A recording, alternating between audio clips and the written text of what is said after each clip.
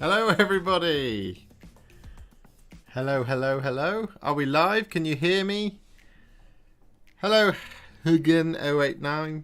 Says, my man. Hello, Mark Watson. Hello, Biltong Boob. Hello, how are we? Can you guys hear me all right? Is it all live? Is it all working? Is it all good? Is it all gravy? Is it all awesome? That's a fancy intro, says Rez. Yes, I have fancy intros. I have fancy cameras. I have fancy streaming setups now. I don't have any overlays yet, but we do have them coming soon. It is the Sunday show, and we are going to be live with Adam in just a moment. I'm going to drop him in just a second, but we thought we'd be super professional and actually have a conversation with our audiences first, and then we'd drop each other in. So it's all good. I think he's ready. Nod at me, Adam, if you're ready. No, he's chatting away. Crisp like your tutorials. Thank you. What a shirt, says Ben. I'm very pleased with this shirt. Okay, I think he's ready. So cool. So I'm gonna drop him in now. I'm gonna unmute him in Discord. So if he starts talking when he unmutes his microphone, he should drop into the audio just a second.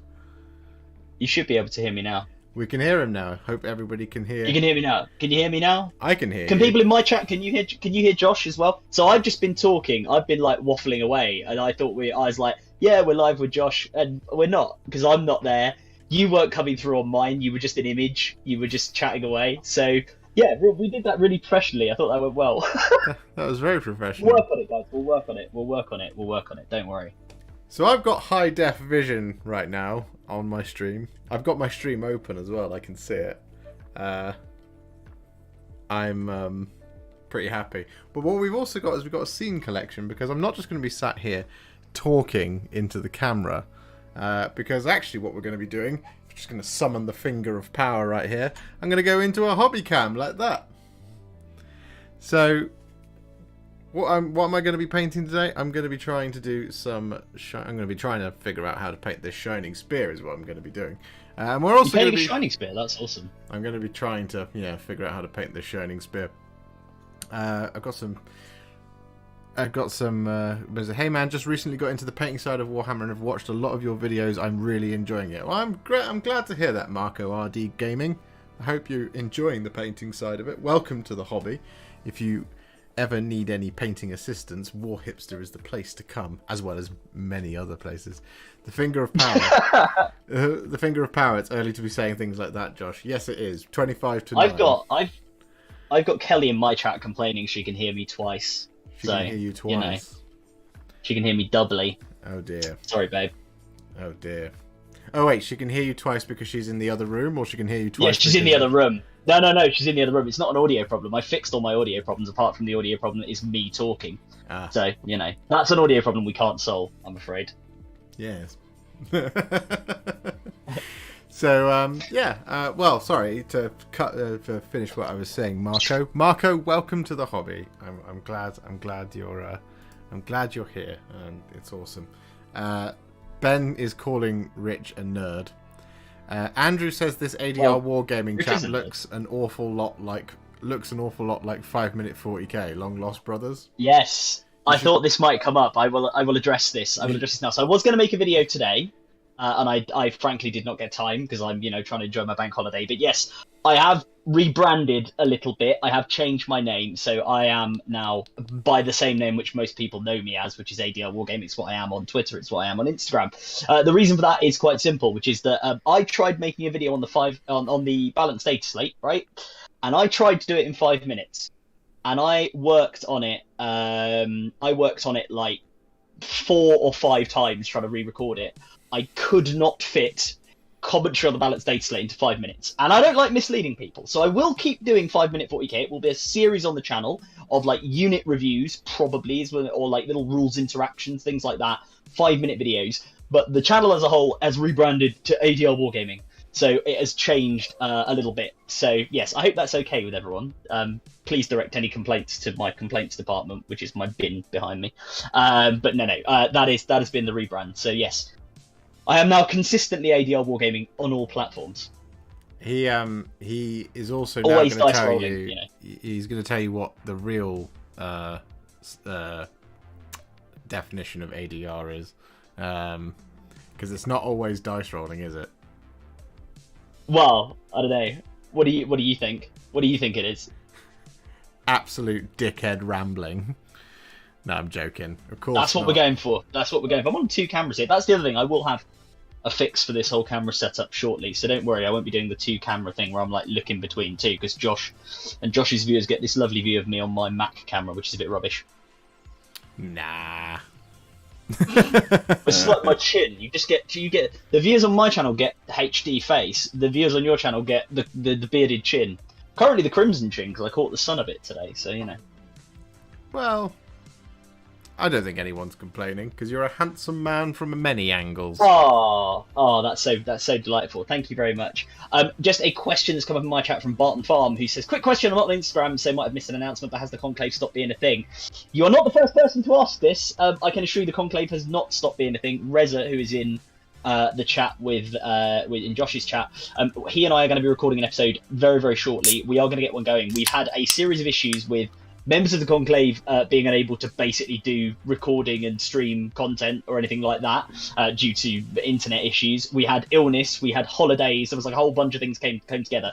I'm fully aware that the last episode we put out was like February the 17th, but fear not, we have another one coming, and you know what, it might just feature this delightful bearded gentleman next to me, in front of me, who will be talking to us a little bit more about AOS, the new edition, the changes that have gone through, Thondia and all of that fun stuff. Yeah, or something. But yes, we will have a new episode of the Conclave on the way, so don't worry. We are, like Chorley FM, going to be coming in your ears, and you're going to enjoy it.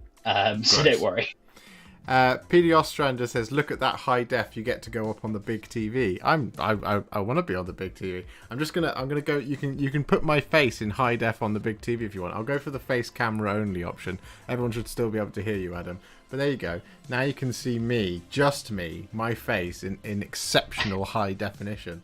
What we can also do is we can zoom right in if you want to go for like some like super. Yeah, zoom in. There we go. So you can now see my horribly blemished skin. So viewers on your channel won't see this, but I can do something quite similar on mine. Let me just see if I can fire it up.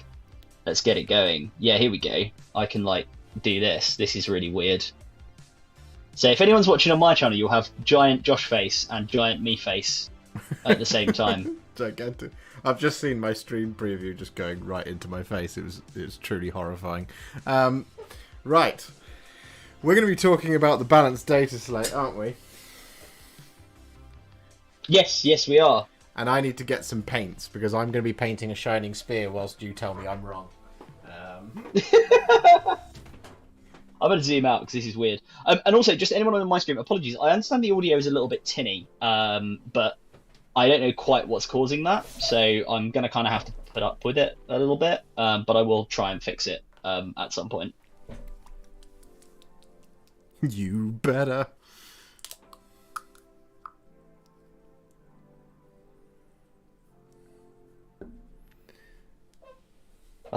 Yes, but we're going to talk about Balance Dataslate. We're going to talk about all things like that, which will be fun. Yes. What do people think? Before we ramble on, like, about the Balance Dataslate, like, let us know what you guys think in chat on Josh's channel, on my channel. Like, let us know. I will say there was something that came up earlier and I didn't address it, which was from Sam Fry in my chat, who said Tyrant Guard are rubbish now. Tyrant Guard are not rubbish now. Tyrant Guard are perfectly good, and we will get to why, because it's a Balance Dataslate issue, shortly.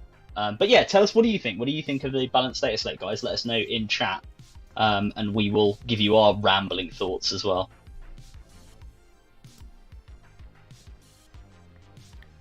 Are we going to talk about how Tau got screwed, says Sean Price. Interesting take. That's a bold take. The bold take from Sean Price coming in with the Tau getting screwed. Oh, Dave Hall on my channel says your voice Josh sounds deep and sexy. Ooh. Which, given I'm hearing that the audio is a bit tinny, I think that's a real compliment, because in real life you must sound like Barry White. Well, you know I do. Yeah. This is actually, when you hear it through Josh's audio, this has actually changed slightly. He's more like this in real life. He's very much down here. Can't bloody wait for Imperial Guard to come out, says Mr. Boob. No, I agree with that. Imperial Guard have had a glow up. We were playing around, Reza and I, the other night on Discord with the idea of running sort of around 200 dual brigade. I've heard some interesting takes that are going to be like that, actually. Sort of like just cram as many regular Cadian infantry in as you humanly can, right? Yeah. You should we You weren't around for the days of the war convocation.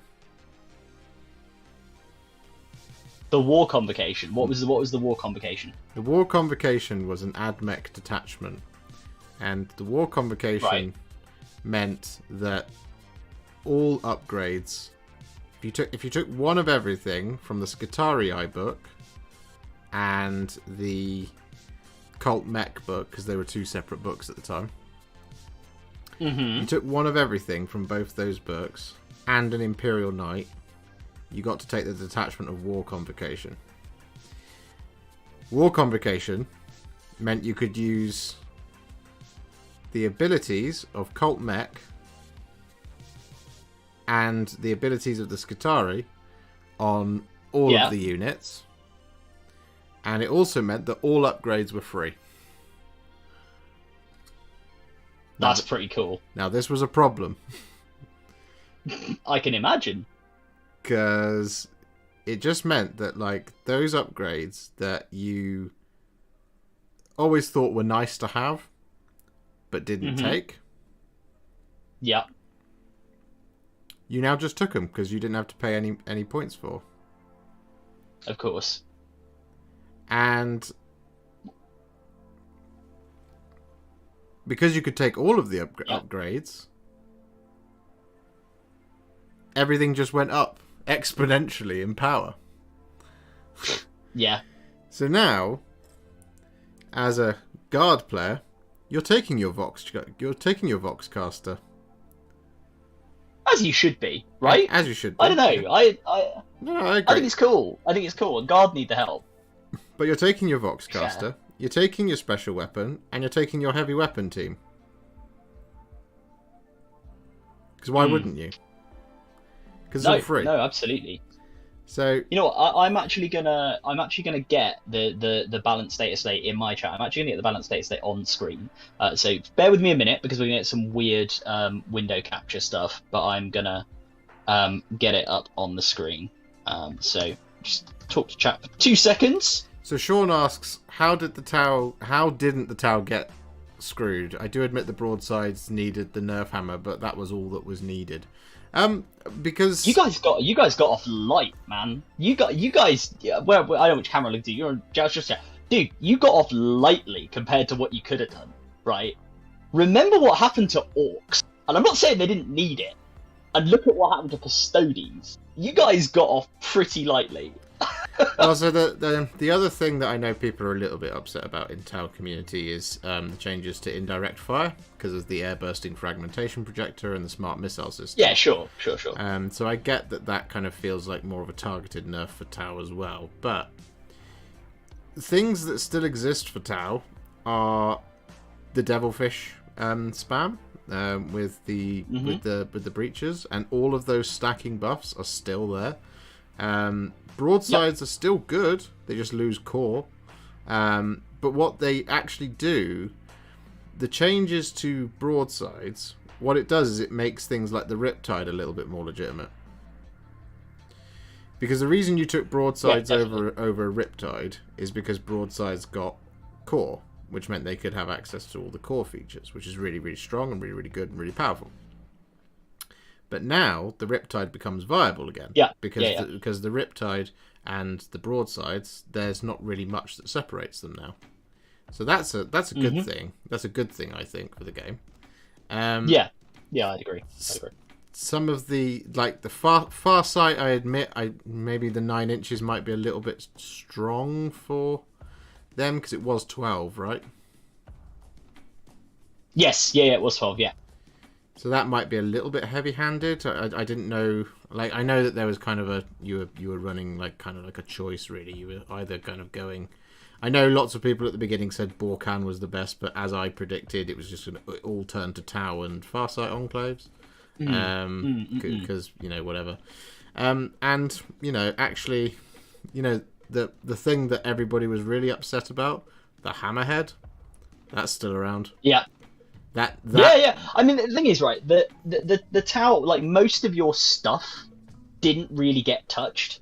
I don't think, as Josh says, like most of the things. So the thing that makes Tau really, really good, right, is in the new book, really. I mean, broadsides were very good, right? Mm-hmm. But they're still infantry. They can still walk through walls, right? They're not core, but what do they lose by not being core? Well, they lose ethereal buffs.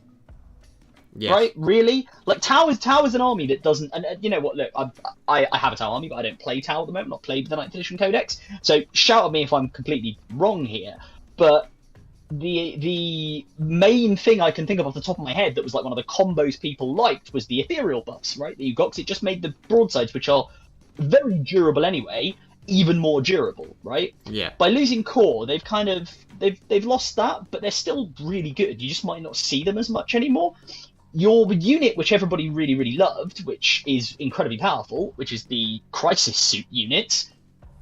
Apart from, I mean, if you've glued air-bursting fragmentation projectors onto every single one of your Crisis Suits, then yes, you have lost out due to the indirect fire.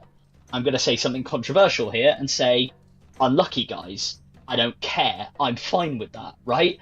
Indirect fire is not interactive. It's we've all done it. I've used my Hive Guard, right? I'm glad Hive Guard took a took a hit in the new Tyranid book anyway, but that's a separate conversation. Indirect fire is a horrible mechanic, right?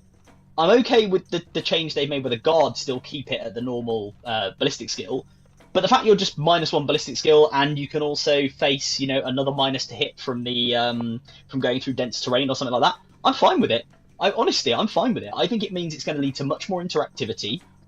And you know what? If your Crisis Suit models have to actually get up in someone's face to do damage, or at the very least they can't sit behind the wall 24 inches away firing off their air-bursting fragmentation projectors, so what? It just means you have to kind of think a bit more. It's going to force you as a Tau player to probably make slightly different choices in how you move your units around. But your Crisis Suits have still got all their normal buffs, can still move really quickly, have still got loads of other incredibly good weapons. I don't see where the loss is, really. Compared to what they could have done to Tau. Yeah. I think you guys got off pretty lightly. Yeah, I'm inclined to agree. Yeah, I mean Sean says everyone's going to go with Plasma. I agree, everyone is going to go with Plasma, and I'm fine with that. At least with Plasma, you have to come and look at me to do anything. I had planned to go for Plasma anyway. I hadn't planned for air-bursting fragmentation projectors. Let's be fair. The other thing I will say about air-bursting fragmentation, and Sean, please, I'm not picking on you, because if you've done this, whatever. I'm sure you probably haven't. But the sweaty play with, to use a term, with air-bursting fragmentation projectors is obviously to put them on every Crisis Suit model. The problem is they don't come in the Crisis Suit box. So either you've bought 20 commanders, right? Or you've gone to a bit site, or you've 3D printed them. Realistically, it's probably going to be 3D printed them, right? Yeah. Fair enough. That's fine. I've got no problem with people doing that for weapon loadouts that are legal. But at the same time, it's something that doesn't come in the box, and a lot of other armies are seeing their unit weapon choice restrictions restricted to what comes in the box. So again, I'm kind of okay with the air-bursting fragmentation projector becoming a little bit rarer, albeit in a kind of roundabout way, because it sort of reflects what the Crisis Suits are meant to do. They're meant to get in there. They're meant to kind of, again, when I say get in there, I'm not talking about running up and punching anyone, unless you're Farsight, I guess. But, it's more reflective of what Crisis Suits should be. And also, for the record, Crisis Suits are cool. They're the coolest bit of Tau, I think, because it's it's what was on the OG Codex. You know, that shot of the Crisis Suit coming down. It's exactly what they've reflected on the new 9th edition. So them coming in, shooting everything with their like various different guns. That's what Crisis Suits do. What Crisis Suits don't do is sit behind a wall 24 inches away and go with their air-bursting fragmentation projectors. Yeah, That's my view. Tell us how you really feel, Adam. Yeah, I mean, smart missile systems as well. Like the changes to indirect fire on smart missile systems. This sounds like I'm kind of being salty or whatever, but like it's a little bit harsh on smart missile systems because smart missile systems should be, you know, that's the whole point of them.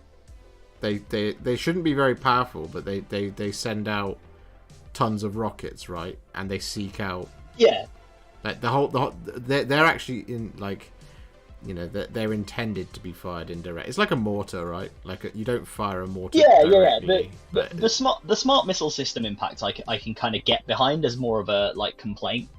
But again, I'm kind of okay with that from a game state perspective because not that you, I don't, for a start, I don't think you really like when you think. Sorry, I'm gonna have to word this carefully. But when you think about it, right, with your smart missile systems, when you're playing a game on average, most of the time, the stuff that marks missile systems, that's the new name for them, by the way, smart missile systems, most of the time your stuff, whatever unit they're on, is probably going to wanting to be targeting something it can see anyway, right?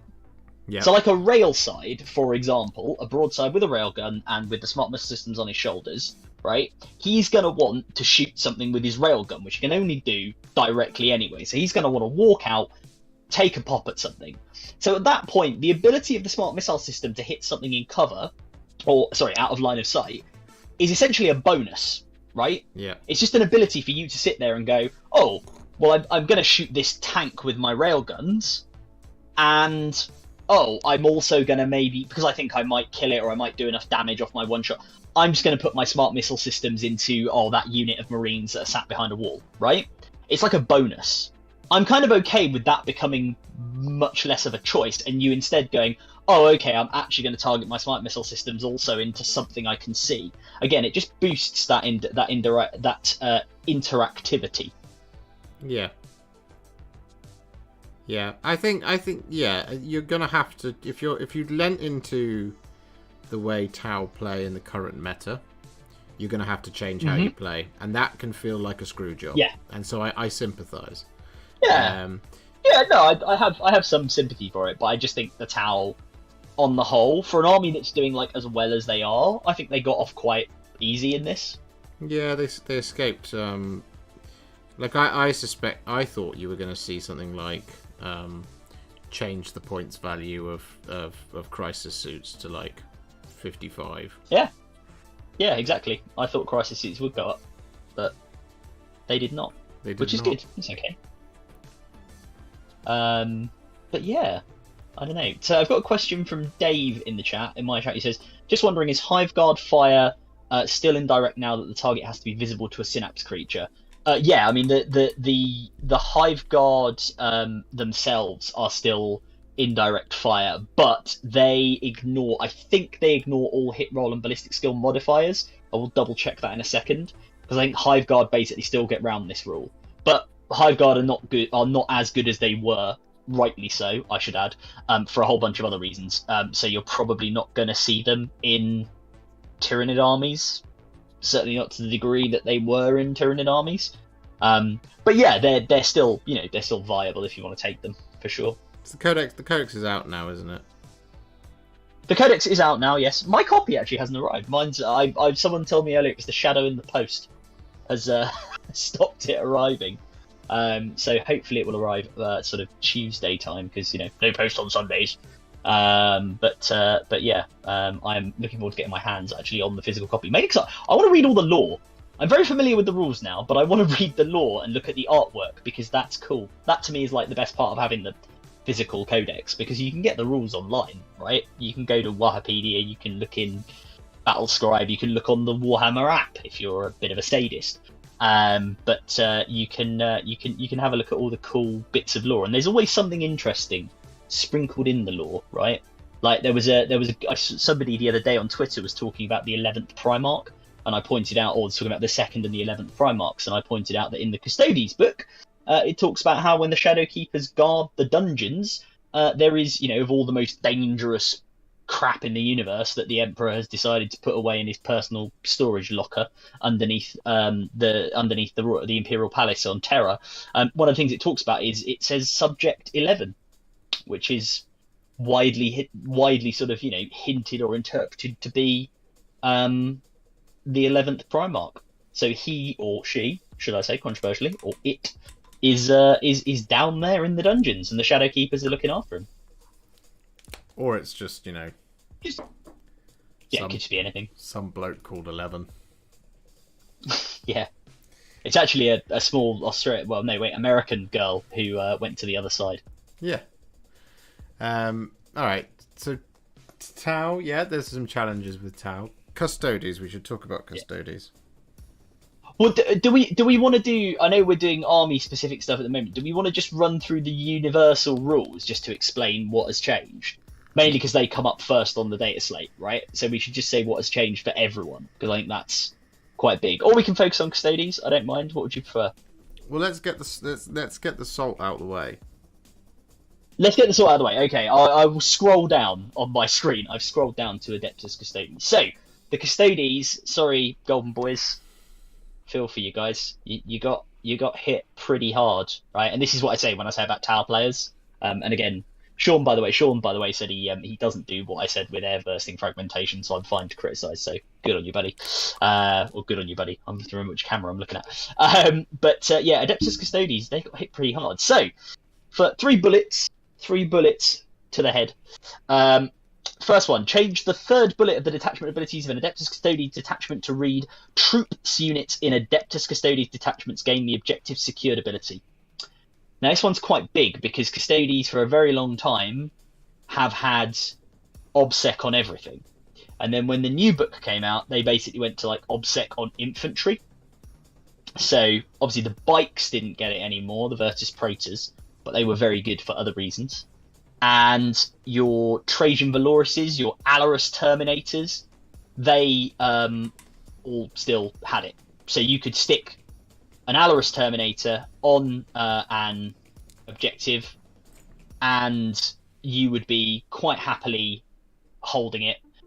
Still also counting as double as well. That's the other thing. They have still kept that. That is important to remember. They still count as two models on an objective, all of them, all the infantry. Yeah. But it's only the troops now that have objectives secured. So that probably means we're going to see more sword and board mass infantry lists. If people have got Sagittarum Custodians, because they are a troop's choice, the guys with the guns, they become, they remain an interesting choice, but I guess they become worth a bit more because they have OBSEC now. Yeah. And again, your Alarus, your Wardens don't. So that's quite big. We've then got second bullet point. Add the following to the esteemed amalgam Emperor's Auspice and Martial Discretion stratagems. You can only use this stratagem once. Mm-hmm. So those are So those stratagems, by the way, and I'll grab my codex and we'll have a quick look at them. Adeptus Custodes. Here we go. Reza says controversially, I hate Custodes as an army, so I'm happy with the buff. Harsh things. Right, so those stratagems, by the way, so it's esteemed amalgam is the one I need to check because I can't remember what exactly that does. So martial discretion, we'll do that first. It's the one I found. So using your command phase, basically, after selecting a martial Qatar to be active for your army, select one Adeptus Custodes unit from your army and one Qatar stance that is not active for your army. Until the start of the next command phase, the unit benefits from that stance instead of the active Qatar stances for your army. If it's 4 or fewer models, 1 CP. If it's more, 2 CP. So I don't think that's not that big. But I guess the ability to manipulate your Qatars for a given unit is quite cool. Emperor's Auspice is the one that we all know a bit better, which is basically no rerolls. so no reroll hits, no reroll wounds, and obviously that could target anything. So the fact you can only use that once per game, that's pretty big. Makes you be much more selective. I think that's a bigger hit than losing Obsec, actually, in a lot of ways, for the durability of the army. And the other one, which I now can't find, martial discretion. What am I looking for? I'm looking for Esteemed Amalgam. Rich Watkin's going to be in chat, like, shouting at me, because he'll know it off the top of his head. Do you know that one, Josh? Esteemed Amalgam? No, I don't.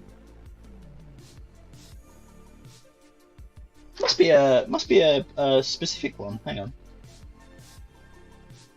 Of course, it's Emperor's Chosen. I was going to say it's Shield Host specific. Yeah, so this is the Emperor's Chosen strategy. I mean, the Emperor's Chosen were the Shield Host that, like, everybody took. So Esteemed Amalgam is using a command phase, select one Emperor's Chosen unit from your army until the start of your next command phase. The models in that unit have the traits. And then select another Shield Host fighting style until the start of the next command phase. The models in that unit have the traits of that Shield Host fighting style instead of Magnet Imperator, which is the Emperor's Chosen one. So basically, they lose the reroll a hit or reroll a wound, and each time you take a mortal wound on a 4-up, it's not lost, and they can pick like another one, like Shadow Keepers or something like that. So that is quite powerful. And again, being able to use that once per game, I actually kind of think that might be a bit harsh. Yeah. What a chat, people. Gorkin Gaming. Look, see, I said this. I said Rich Gorkin will jump in the chat and just tell me, like, he knows it straight away. And yes, Richard, it was the Emperor's Chosen one. You were absolutely right. I don't know. I think using that once, like, restricting all of those to once per game, it's a bit harsh, maybe. I would have maybe just jacked up the CP cost of them.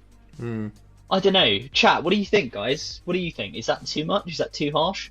I know Reza's, like, hates Custodes, so he's going to be like, he doesn't care. Yeah, he's going to be very happy. He's going to be a happy boy. But yeah, I don't know. I think that's, like, a little bit harsh. But yeah, let us know. I don't know.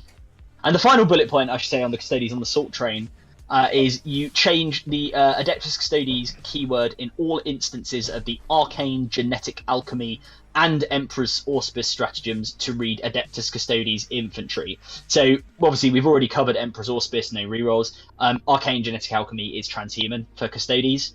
So basically now only works on infantry, so you can't use it on your bikes. So again, makes the bike meta a little bit less prevalent, I guess. Yeah. Andrew Begg in your chat says, make all strats once per game. Fight me. I agree with him. Any strat once per game. I don't know. I don't think strat should be once per game, but I think a lot of the unit-specific ones should be rolled into people's data sheets. Controversial. But I think they should be rolled in. Even if you have to spend CP to activate them, so that they're not just on all the time. I think there's, like, unit-specific ones which should just be attached to a data sheet. I don't know. Is that too much? Am I wildly theorising here? I don't know. I think stratagems are a bit of a plague, to be honest. There's too many of them. There's definitely too many of them. I absolutely agree with that.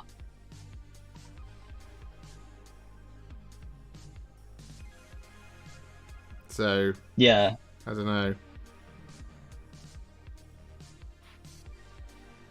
It's a difficult one. It's a difficult one. But yeah, that's what the Custodes got, and it didn't go too well for them. Now a lot of people are saying Custodes are dead. I don't think they are. They're still a very good army. I think you still have a lot of play. You just have to change your play style.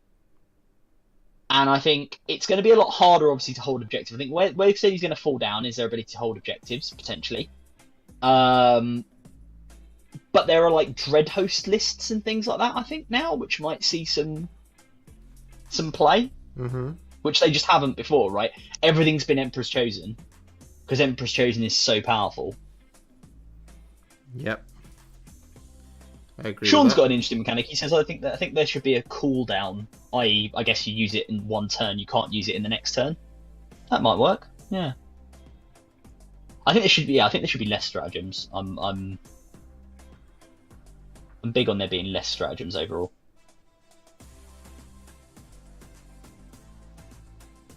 But yeah. So yeah, Custodes. If anyone in the chat is a Custodes player, let us know what you think. Are you going to change your build? Have you been running 9 bikes? If you've been running 9 bikes, it's not so good. Not so good for you. So yeah, bad times. But those really, I mean, go on. I think if you've been running 9 bikes, you're part of the problem rather than the solution. Yeah, if you've been running 9 bikes, ha! Although, can I just note again, like, so a good example of where things have changed, and you know, Custodes obviously got hit with the nerf bat, but like, there's still a load of power in the army. Can I just point out that Trajan Valoris is still 160 points? Yeah. Yeah, he's not OBSEC anymore, but he's still 160 points, and he is ludicrously good. Morven Val isn't OBSEC, and she's like, what, 280? Yeah. So, again, was it the worst thing in the world? I don't know, I'm gesticulating wildly at both cameras. Who knows? Who knows? But no, look, Custodes, you're not dead. There are other things in this book that you will just have to use from now on. And actually, I was listening to to one of the Frontline Gaming podcasts, and they actually made a really good point, which is you can tell that Custodes were in a bit of a bad place, right? When you could look at pretty much any Custodes list in any tournament, and without knowing what was in the list, pretty much guess 1,500 points of it. Yeah. Like straight away, you know, even just off the HQs. Okay, well they've got Trajan, they've got a captain on bike. With a captain commander trait, tip of the spear, and more than likely they probably got Mr. Worldwide with the Praetorian plate. Yeah, I mean, you know, I would argue that like most competitive armies you can do that with. Yeah, but I think there's a degree to which the book kind of. And this may be a problem, for example, with the Tyranid book going forward, that we might see at tournaments, but the book kind of made you inevitably go towards Emperor's Chosen, loads of bikes. There wasn't much like diversity there, so. Well, this is where I think we get. A bit more. This is where I think we get a little bit interesting, because I looked at that book and I went, "Oh yeah, the bikes are good, but like I think Terminators are better." Yeah, no, exactly. You were big on Alarus going in. Because I think that is true. Because I've seen a lot of people saying like I've seen the same things that Custodes are dead now, and I'm just like, oh my sweet summer child. That's simply not the case. You don't know what dead is. But for anybody who thinks that like this freehand that I've done on here looks garbage. It does. That's because I was just tracing it out. I'm now going to fix it. Don't worry. Yeah, I don't know. I it's tough. It's very tough. Yeah. Just to say, Rich, I know you've asked a good question in chat. We will get to it because we will go through the big changes, the multi-army changes in a second. But Josh, you were saying Custodes. Yeah, I always thought that like Custodes were, particularly with this book, the whole point of them was not to table anybody. It's to basically go, you can't table me. Yeah. And I don't know anyone who was playing it that way. Yeah. Because if you're playing with the bikes, you're trying to out damage your opponent. You shouldn't be doing that with Custodes. Yeah, let's just try and play the mission, hold the objectives. Yeah, it's a fair point. That's just. Well, shall we? That's just how I felt. that's your. Yeah. about the book, which is why I thought I thought the Alarus were a better option. Mm-hmm. I mean, they're no longer OBSEC, right? So even then, I guess there's still choices. Yeah, but so my intention was to run a number of Alarus as roadblocks. So I was going to lean heavily into like a command and control type list with my Custodes, and I still will, because I think that will really work with them, and I think there's going to be no better army for doing that other than maybe Death Guard, but yeah, I don't know. It's interesting. It's very interesting.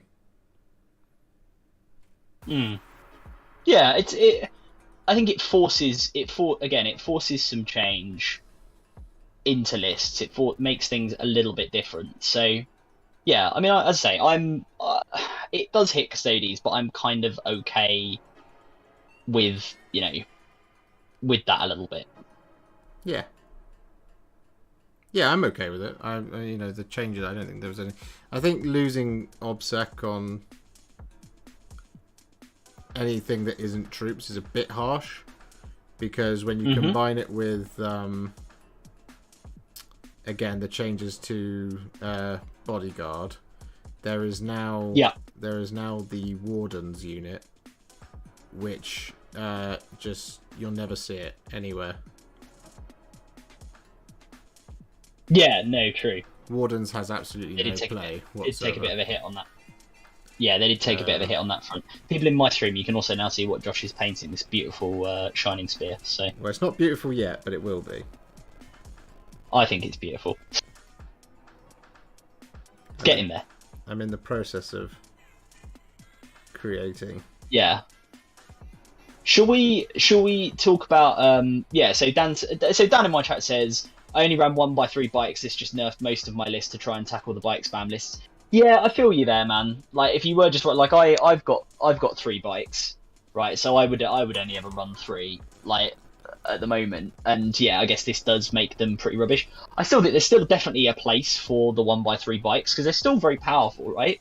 You've lost some of the durability on them, but they're still very good. So, I think there's still a place for them, just not 9 of them, right? And so that actually doesn't affect you. So, you know what? Look, Dan, honestly, have some games, see how it goes, and actually let us know on the next Sunday show or on another Sunday show in the future. Because I would just be interested to see the experience of Custodes players who are adjusting to using these different lists. And he says, actually, you'll enjoy this, Josh. He says, Dan says, I actually got to use my Wardens, but now they go back on the shelf. Yep. F in the chat for the Wardens. F in the chat for the Wardens. Yeah, that's where I feel a little bit sad for Wardens. Yeah. So Dave says, probably a gross simplification, but aren't a lot of balance problems caused by people spamming the good units? Maybe a global limit of 2 units rather than 3 would stop the worst problems. Yes, sort of. They're caused by 2. I think it is caused by 2 things. So balance problems are caused by rules just being way over the top, and rules stacking being way over the top. But in terms of like individual units, yeah, definitely, right? You get super spam lists, and then you get a kind of sometimes a mass, a bit of or maybe an overreaction, or certainly a heavy-handed reaction from GW, where they just cut the limb out from underneath, certain lists. And in some cases, I think that's fine. So the ire I'm reserving there is orc buggy spam, which was, excuse my French, fucking nonsense, right? Personally, I think, because it's not like orcs don't. That's not what orcs do. Like, even in a speed war, 3x3 grot, whatever they were called, squig buggies, sat behind walls, firing at people. Yeah, that's really orky. That is. Mm-hmm. Anyway, I was talking about this earlier today. And what's that? I think the fundamental problem is I think one thing you need to get rid of in 40k is the detachment system. You reckon? Yeah. I don't think there's any point in keeping it now. Because what makes you think that? So you used to use the detachment system in order to purchase CP, right? Yeah. That's what it used to be. And then they changed it so that the detachments now cost you CP. So what everybody does is they run patrols. Yeah. Right? They run patrols so that they can avoid spending too much CP. And some of the patrol restrictions are just weird. Like, anyway. So I'm going to borrow from my favourite game in the whole wide world, Age of Sigmar. Age of Sigmar has... How did I know that was coming? Well, because it's just a better game, mate. But Age of Sigmar has... it has ways to create detachments that give you an extra rule. Right? Yeah. That's what detachments do in Age of Sigmar. You don't use them to manage your CP. They give you an extra little rule. So, for example, if you run like the monster one, you get to do an additional monstrous rampage, for example. That's what you get. Now, in Age of Sigmar, for list building, everybody has to have at least 3 battle line. There's no getting away from that. You have to take 3 battle line. End of story. That's your troops, by the way, for people who don't play Age of Sigmar, right? Yeah, that's your troops. Well, that's your things that are... Yeah, I mean, that's your troops, yeah. So, stuff that... that is considered to be troops within that unit. Now, you do get a lot of conditional battle line in Age of Sigmar. So, like, if you take X as your warlord, then it makes this particular unit troops, which is quite cool. Can create it can create quite a fluffy thing. It can also be open to egregious nonsense at times. Dragons. Dragons. Stuff like the dragons, right? Because being able to take that many dragons it's cool. It's thematic, but a bit much. It's a bit strong. Did you say? Well, no, because Stormcast have got a lower win rate than all of the nonsense factions in 40k. So you can shut up. Okay, yeah, sure, fine. But what is ghost people? What's their win rate in AOS? Which ones? Nighthaunt. Nighthaunt. What's Nighthaunt's win rate? Yeah. Nighthaunt's isn't very good. Okay, right. But I think it's higher than than Ultramarines. Anyway, doesn't matter. My point is I think you need to get rid of the detachment system, because the detachment system causes a lot of problems of min-maxing and trying to avoid paying the cost, right? There are armies that cap objectives without objective secured units. That's how they're designed. Yeah. And whilst the Custodes gave everything that walked on 2 legs had objective secured, there are things there that are just not designed. They're not holding objectives. That's not what they do. Not in the fluff. Not in the narrative of the game. Not in the spirit of the game. Those things do not walk into a bunker and then stand there. An Alarus Terminator does not go and secure supply caches. That's not what they do. Yeah. Right? So I think that's first and foremost what you should do. I think you should get rid of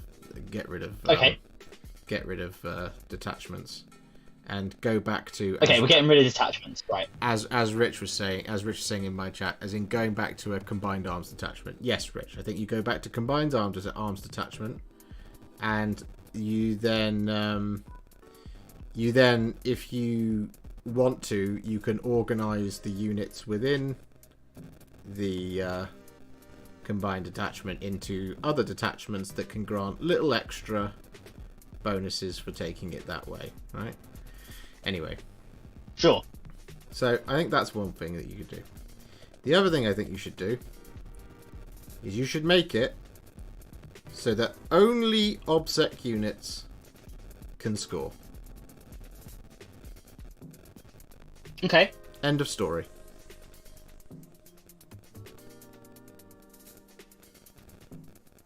Yeah. No, I can kind of get behind some of that. I mean, I'm a big I'm a big fan of like and it's because like Rich is just in the chat, so I'm not just praising him unnecessarily. But I'm a big fan of like Highlander type stuff rules. Mm-hmm. Yeah. Like just do that. You know, we have kind of seen them moving towards this idea of, you know, you can only have, like, for example, you can only have a Hive Tyrant per detachment. You can only have a Demon Prince per detachment. Now, obviously, it doesn't get solved by the double patrol, so you're right, I agree with you. There is an issue with how you then build detachments. But you can sort of see they've tried to do that a little bit, as well as with some of the rules about, like, you know, Supreme Commanders, if you bring, you know, a Supreme Commander, they must be your warlord. You cannot, you know, get away with giving some random clown in your army the warlordship, for want of a better word, of your army when you've got Morven Val or Gilliman or something on the field. So I mean they've kind of tried to do that a little bit, but yeah, I can see there are definitely flaws with the system. Yeah, no, sure, but like if you think of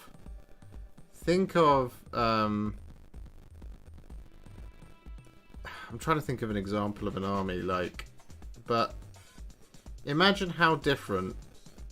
In fact, let's go actually with your Tyranid army that you've been running.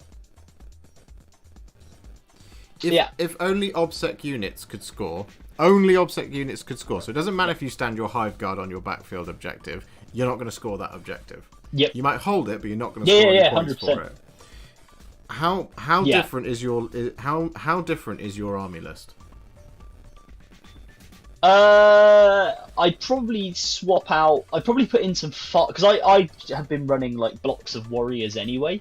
Mm-hmm. So I would have like three units of 3. What I would probably do is swap out like a, I don't know, like a Morlock or something for a bunch of like faster OBSEC units. No, I mean the one gargoyles or. I mean the list that you've been running up until now, not the one that you're planning.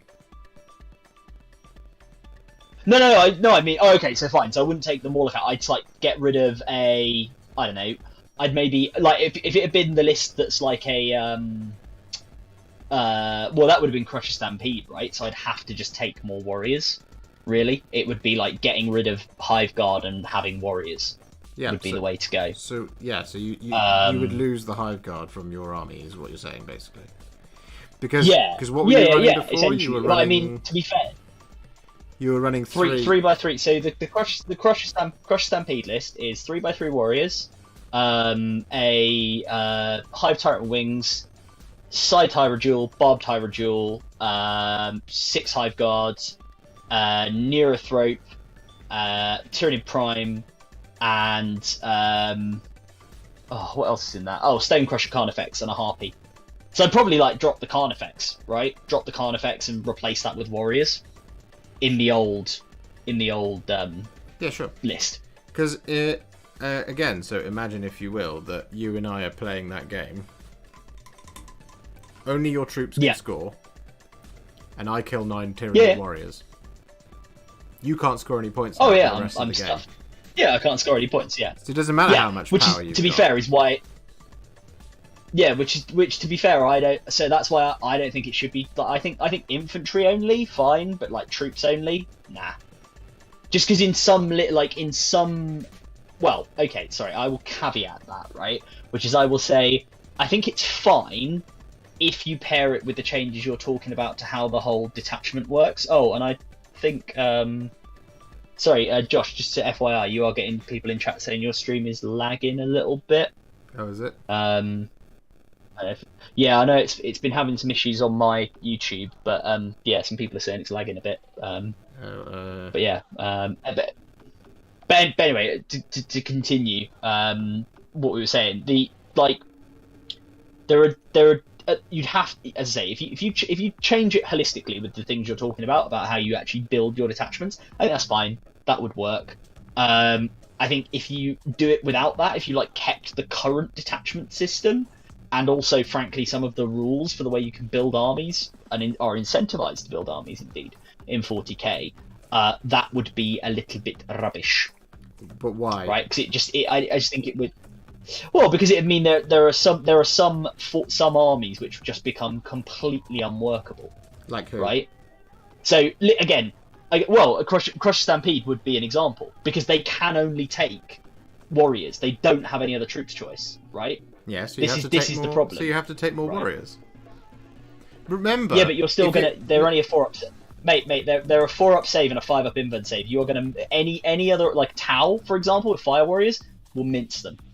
Yes, but Tau Tau would have to actually take Fire Warriors. This is my point. Yeah, but I'm saying that they have Fire Warriors, they have Breachers, they have other choices. But this is my. What I'm saying is that's an example of a. Yeah, go on. My point is every person I bring this to says no, it would hurt my army too much, and it's every single army, because you would have if you're thinking no, because I can't take more, my intercessors will die too quickly. What you're assuming there is that your opponent is still taking 18 crisis suits, which they can't, because they can't score. Sure, but how do knights work? Well, no, I don't think that's you don't have to make that assumption, because it's all points dependent as well, right? So Crush is an extreme example, right? I would say that concept works fine with Tyranids generally, because Tyranids generally, you can take in the old book you can take Hormagaunts, Termagants, Gene Stealers, Warriors. You've got multiple choices of how to build your army, right? But like an example, so I shouldn't have said Crusher, because that's a stupid. There are whole issues. Yeah, sure, but I think there are just easier ways of restricting that, which then don't. Like I'm fine with you doing modified Highlander, because it's a similar outcome, but with a better effect overall, because you're not then taking away the ability of those things to be anything other than killing machines. Mm-hmm. Right? You can still have utility picks that are elites. So it's a good example, right? Let's take the new Tyranid book, right? The Parasite of Mortrex is a fast attack choice. The Death Leaper is an elite choice, right? Both of those models can be used for really interesting and fun and cool objective play, right? They're not. The Death Leaper is pretty good in combat. The Parasite of Mortrex is okay. It does some damage, but it's not a Carnifex, for example. It's not just like spamming or to take the Custodes example, it's not like spamming Virtus Praetors, right? It gives you a bit of optionality. It gives you some cool, funky plays. You can use some really interesting strats on it, and it's going to go into the back line and harass, and it can go like sit on an objective, right? And for something like a Death Leaper, I would argue that's very thematic, because the whole point is it goes in, it infiltrates behind enemy lines, it messes with them, it takes their key objectives away from them, stuff like that, right? And you can kind of, if you did what you did and you said, only troops can ever score, mm-hmm. In fact, you'd be incentivized away from taking those units, which can be very interactive, can be very fun, and actually incentivized to taking, if anything, I think you'd end up in a slightly weird situation without a Highlander rule that puts you in a bit of a twofold, right? You end up with your troops that you've got to take lots of because they're going to score, and then everything else, the only thing it's ever going to do is be a killing machine, right? But that is it. But that's what people do now, Adam. No, I don't think it is what people do now. I think it's what the most extreme examples of the lists do. Like Void Weaver lists, right? I mean, that's classic. How many people took so this is the point that we're making, right? I'm not talking about universal changes across the entire game. This is purely competitive, is what I'm talking about. I'm talking about tournament play, which is what we are often match play tournament play. Yeah. No, not match play, tournament play, because match play is different. Okay. I'm talking about. Well, yeah, sure, but match play is tournament play for the purposes of 40k, right? Well, yeah, but like we're talking like a match play game between me and you, where we decide that we're just going to. Sorry, Kelly. The simplest. Kelly's come in while we're having this heated debate. No, the thing about the match play is that if you and I were to have a match play game, and we would have a chat, we would have a chat about it first. If I said to you, let's play a competitive game, we're playing competitive. if you if So you're, I you're said talking to, GT mission pack, right? I'm talking GT You would mission implement pack. this in the GT mission pack. Yeah, okay, I would completely change the GT mission pack overall, because this is the problem. This is what the Balance Data Slate is to fix the tournament scene. It's not to fix match play, because in match play and personal play is what I'll call it, right? Is you will have that conversation with your mate, and if your mate goes, no, I'm going to run it as the super competitive silliness, then you're not going to play that. Why would you play that game? you don't. That's a choice that you're making, right? I'm talking. This is competitive play, and competitive play needs full comp. And this is what this is what it is. And like, if anybody who goes to a competitive event with, you know, if you go to a competitive event, you don't generally, if you're wanting to win it, you're not going to take silly choices. There's no one who's gone to a competitive event in the last 3 weeks with Harlequins, but they've taken an all troops list, no Void Weavers. There's not one person has done that. They've gone with full Void Weavers, right?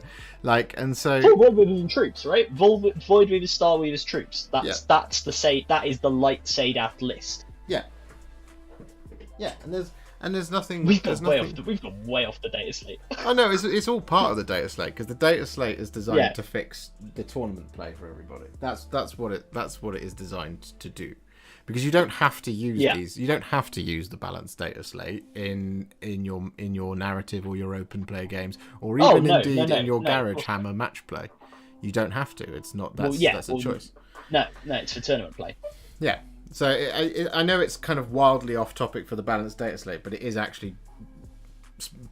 related, because you know that this Balance Data Slate is because the tournament scene is kicked off. That's why. About these factions, but as a counter, right, to what you're saying, because I don't want to. I think you make a reasonable point, but as a counter to what you're saying, right, I think the Harlequins are a great example, and obviously we'll see in a minute the changes they've done to the Harlequins. But I think the Harlequins are a great example of why that rule alone, or that concept, right, rather than something like, say, for example, Rich in the chat has suggested, what about a quota of your army has to be of a certain thing, or again. I'm a big fan of modified Highlander style rules, right? I don't know how you would make that work on a tournament level, but I'm okay with those. I think those are fun. And or the other thing is saying you must bring a battalion. If you want to play a GT match play game, you must bring a battalion, right? Would be a good start, right? And how to do that, because I think, and obviously again it's an edge case. But like where your concept falls down is that would do again, ignore points changing, ignore everything else, all else being equal, that would do jack all to those Harlequin lists, because those Harlequin lists, the really abusive light Sadath lists, does nothing to them. They don't care. They go, cool, we've got loads of troops for scoring because we're already built like that, because we've only got like 8 data sheets. We'll still bring a load of Void Weavers because again, we don't care. They're still the killing machines they always be. We were never using them to sit on objectives. Right, and our Star Weavers are really there to ferry the troops around to get on objectives. Yep. So like that change for us makes zero difference whatsoever. Yep. In the current meta. Well, so that's why I think saying only troops can score is a bit extreme. Maybe only troops can do actions. Well, so I'm now going to shock you. This is what the. Have you thought about this? This is what Age of Darkness does, and it's fine. Yeah, Age of Darkness does that. Only troops can score. There are a number of scenarios and matched play scenarios in Horus Heresy games where only troops can score. Yeah. Okay. And it works. Like, and yeah. I would suggest that Harlequins being the way they are is busted. Because that is the one example in the entire of 40k of where if we made it so only troops can score, Harlequins win every time. Well, then that means that something's fundamentally not right with the Harlequins army. Maybe they need more data sheets. Yeah. Well, they just got a huge bump in data sheets because they were supposed to be part of an Eldari army. Yeah, yeah, true that, true. Yeah, I just think there's other way. I think saying only troops can ever score anything. Mm-hmm.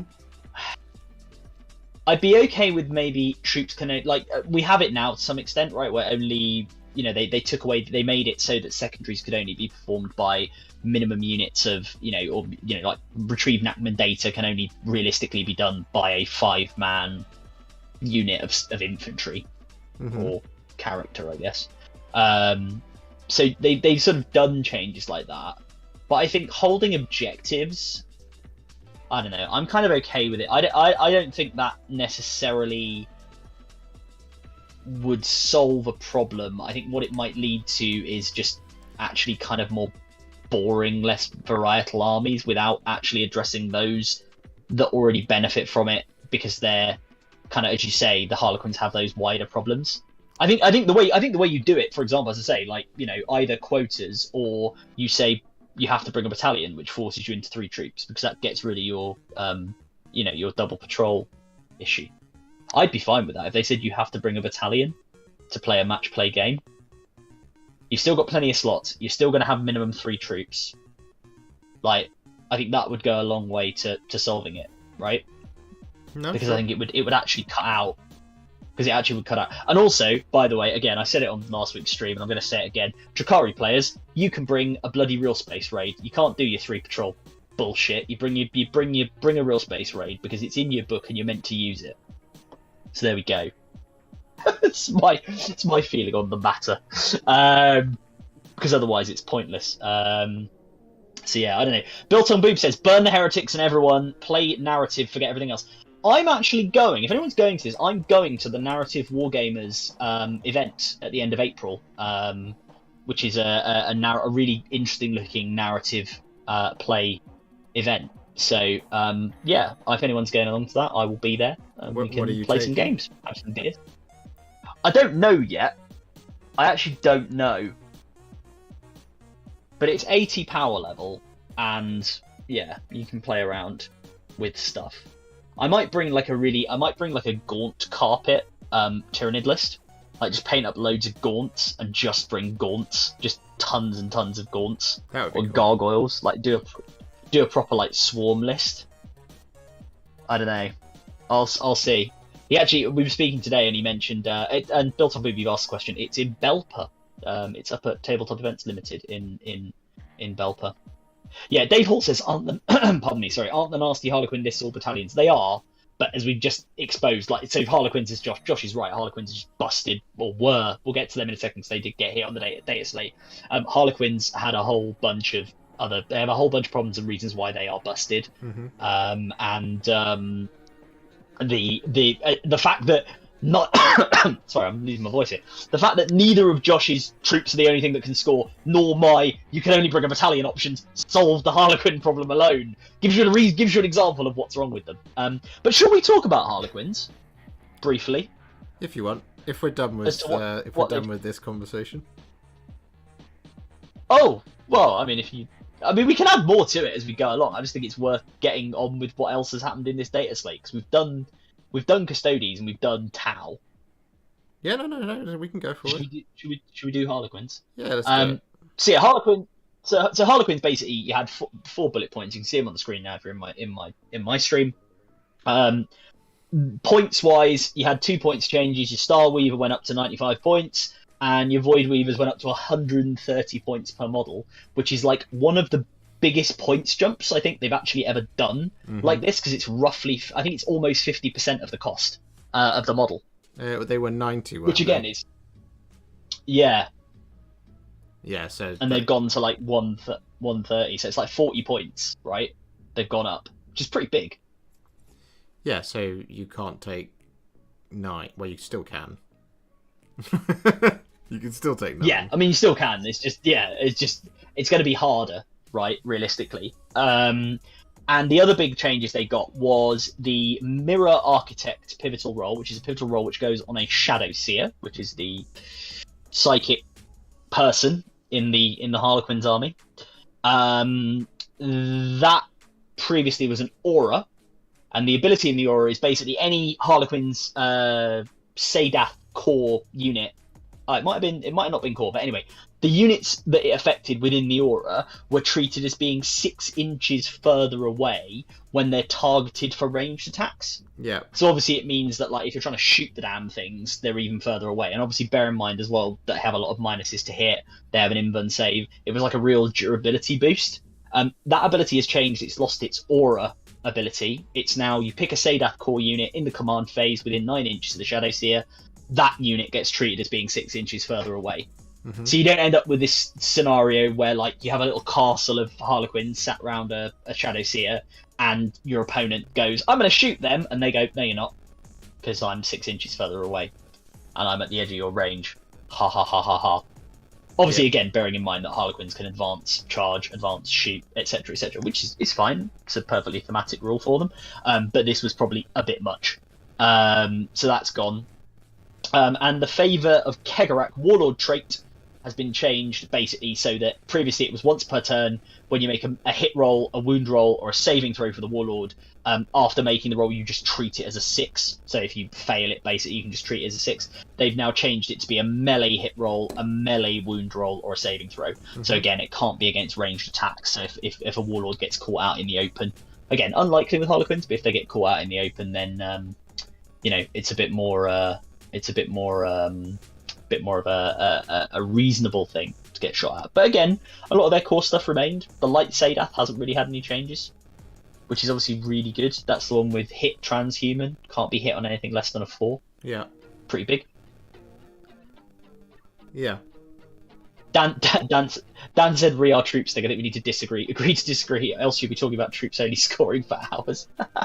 You know what, actually? Do you know what we should do, Josh? I should come down to you and bring some Space Marines, I guess, because that's what we'll have to use. And if you've got the Age of Darkness rulebooks, I've never played Horus Heresy. We should do a Horus Heresy game. I can see how it works. Well, there's no point doing that because the rules are about to change. Yeah, I know, but I could still. Well, I presume they're gonna keep the current that sort of core mechanic, know. Or it's do not. We know? It's not like a fully core, fully core mechanic. I don't rightly know exactly what is going to change. It's why it's quite exciting in it and in Age of Darkness. I think the fundamental point I'm making is that.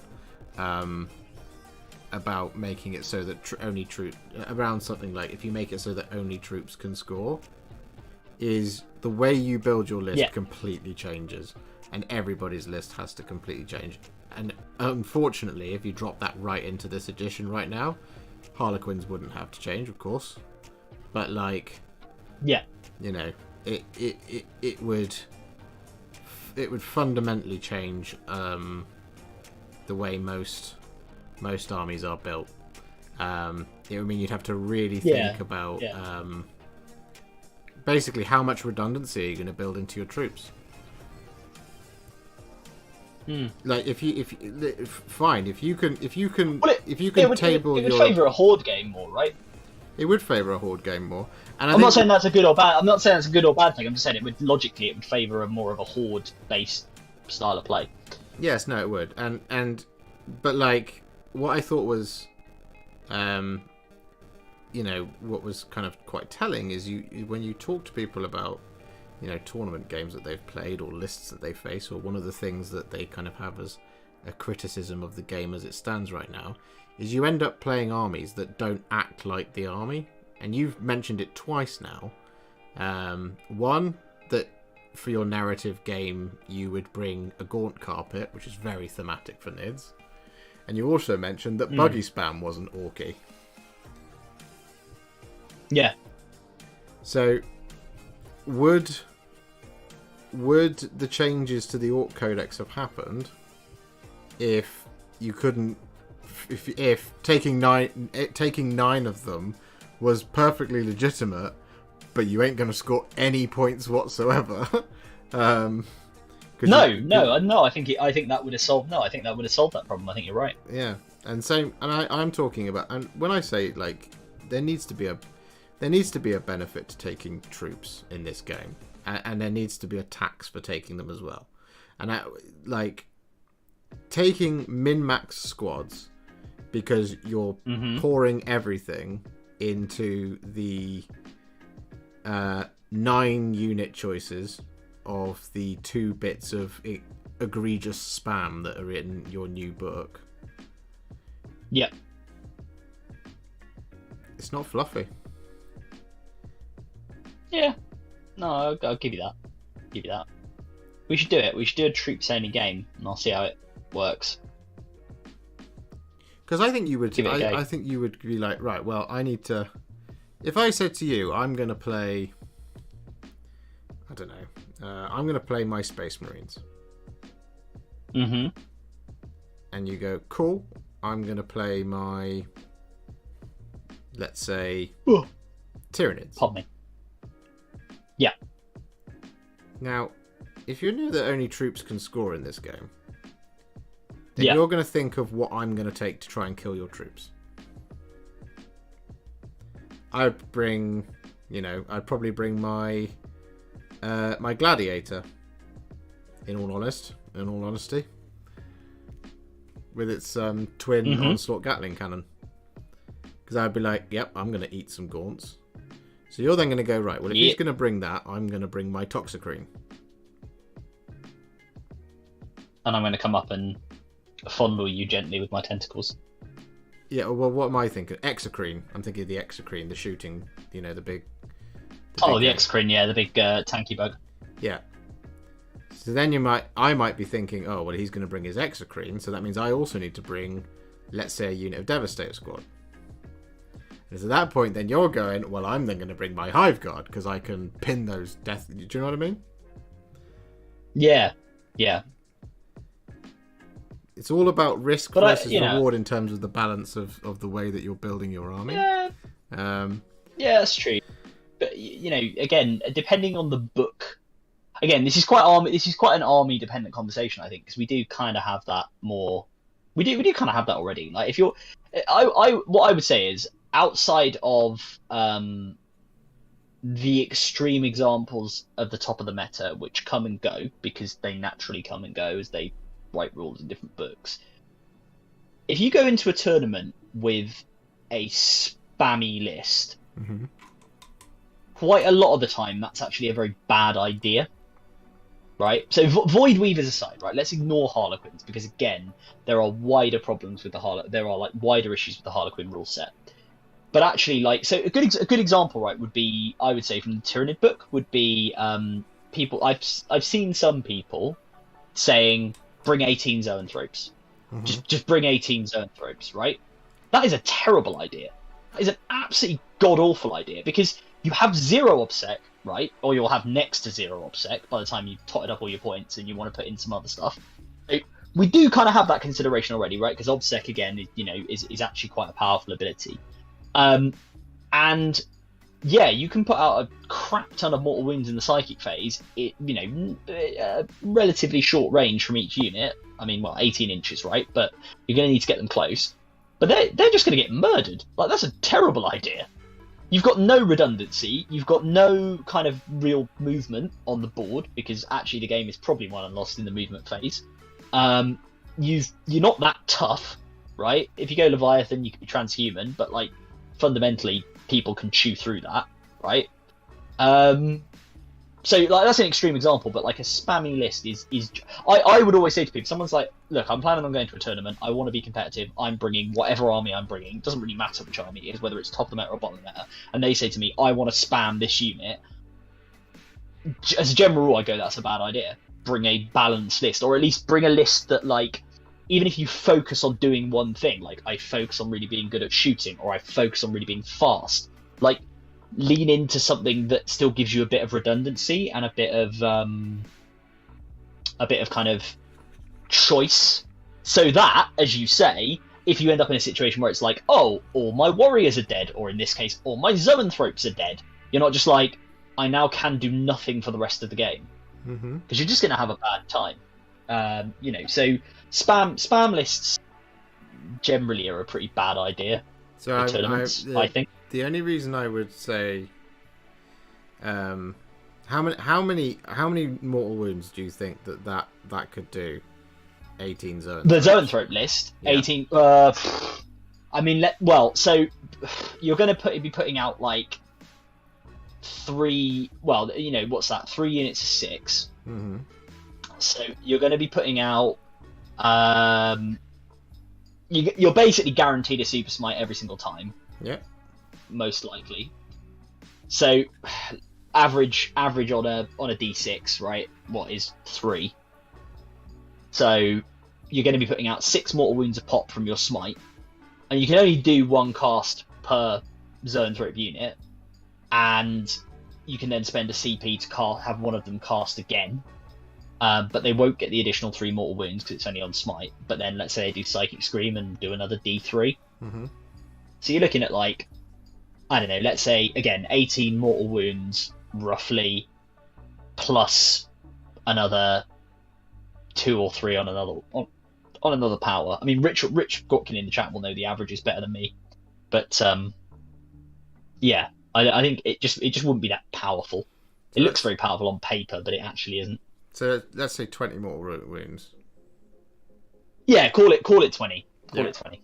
So if I play that list, that's Bellicor dead turn 1, Keeper of Secrets dead turn 2, my army's defeated. No, it's not. It's no way is it that. It's one of them at best dead turn 1.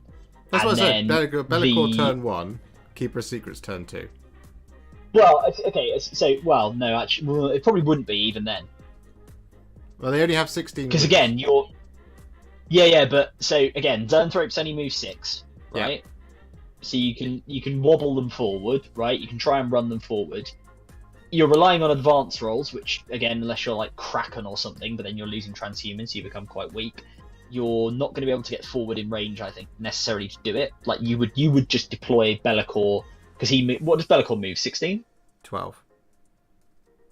Okay, 12, right? But you can still deploy him, so he's out of the way, right? So he may not be able to get hit with everything, or the Keeper of Secrets will be out of the way. I think you'd be pretty lucky to get one of them dead, and even if you did, in the next turn you wipe. You're going to wipe 2 of those units, and probably do a decent amount of damage to the third. Well, so because that's going to be a 2-turn game. Well, I think it's a 2-turn game depending on who goes first, but I think it's a 2-turn game based on positioning, which is one of those things of because I have to go forward to hurt you, so I either have to just sit there and wait for that crap ton of mortal wounds to come and get me, and hopefully I get the right positioning for the counter charge, or you're coming towards me and then I you know what I mean? It's not a fair example really, but like. No, I'm picking on that as an example of a spam list people have like talked about that I just think in most games is a terrible idea. Yeah, but like so my demons fall apart like wet paper when they fight Thousand Suns, which is mortal wound spam. Yeah, and Zoanthropes are fundamentally better at thingy. I agree with you that spam is a problem and it doesn't. It shouldn't work, but like that's a people are going to run that and they're going to run that with success based on if they go, I think that I don't know. I think if you go second, I think that's a bad list. I think it is a bad. I agree with you. I think that's a bad list, but I also think like that kind of psychic onslaught, because presumably you're going to run 18 of them, and then you're also going to pair it with a Maleceptor and stuff like that. For even more. You'd have to bring the Maleceptor. I mean, I'm just talking about doing. But again, I think you're relying solely on the psychic phase, and I think there's some armies that will knock over no problem, but I think a lot of others actually would like, again, thinking about like the average tournament and the average spread of armies you're probably going to get, and the average, like looking at like terrain, stuff like that, and the mission as well, depending on what the mission is if you're going through the GT pack.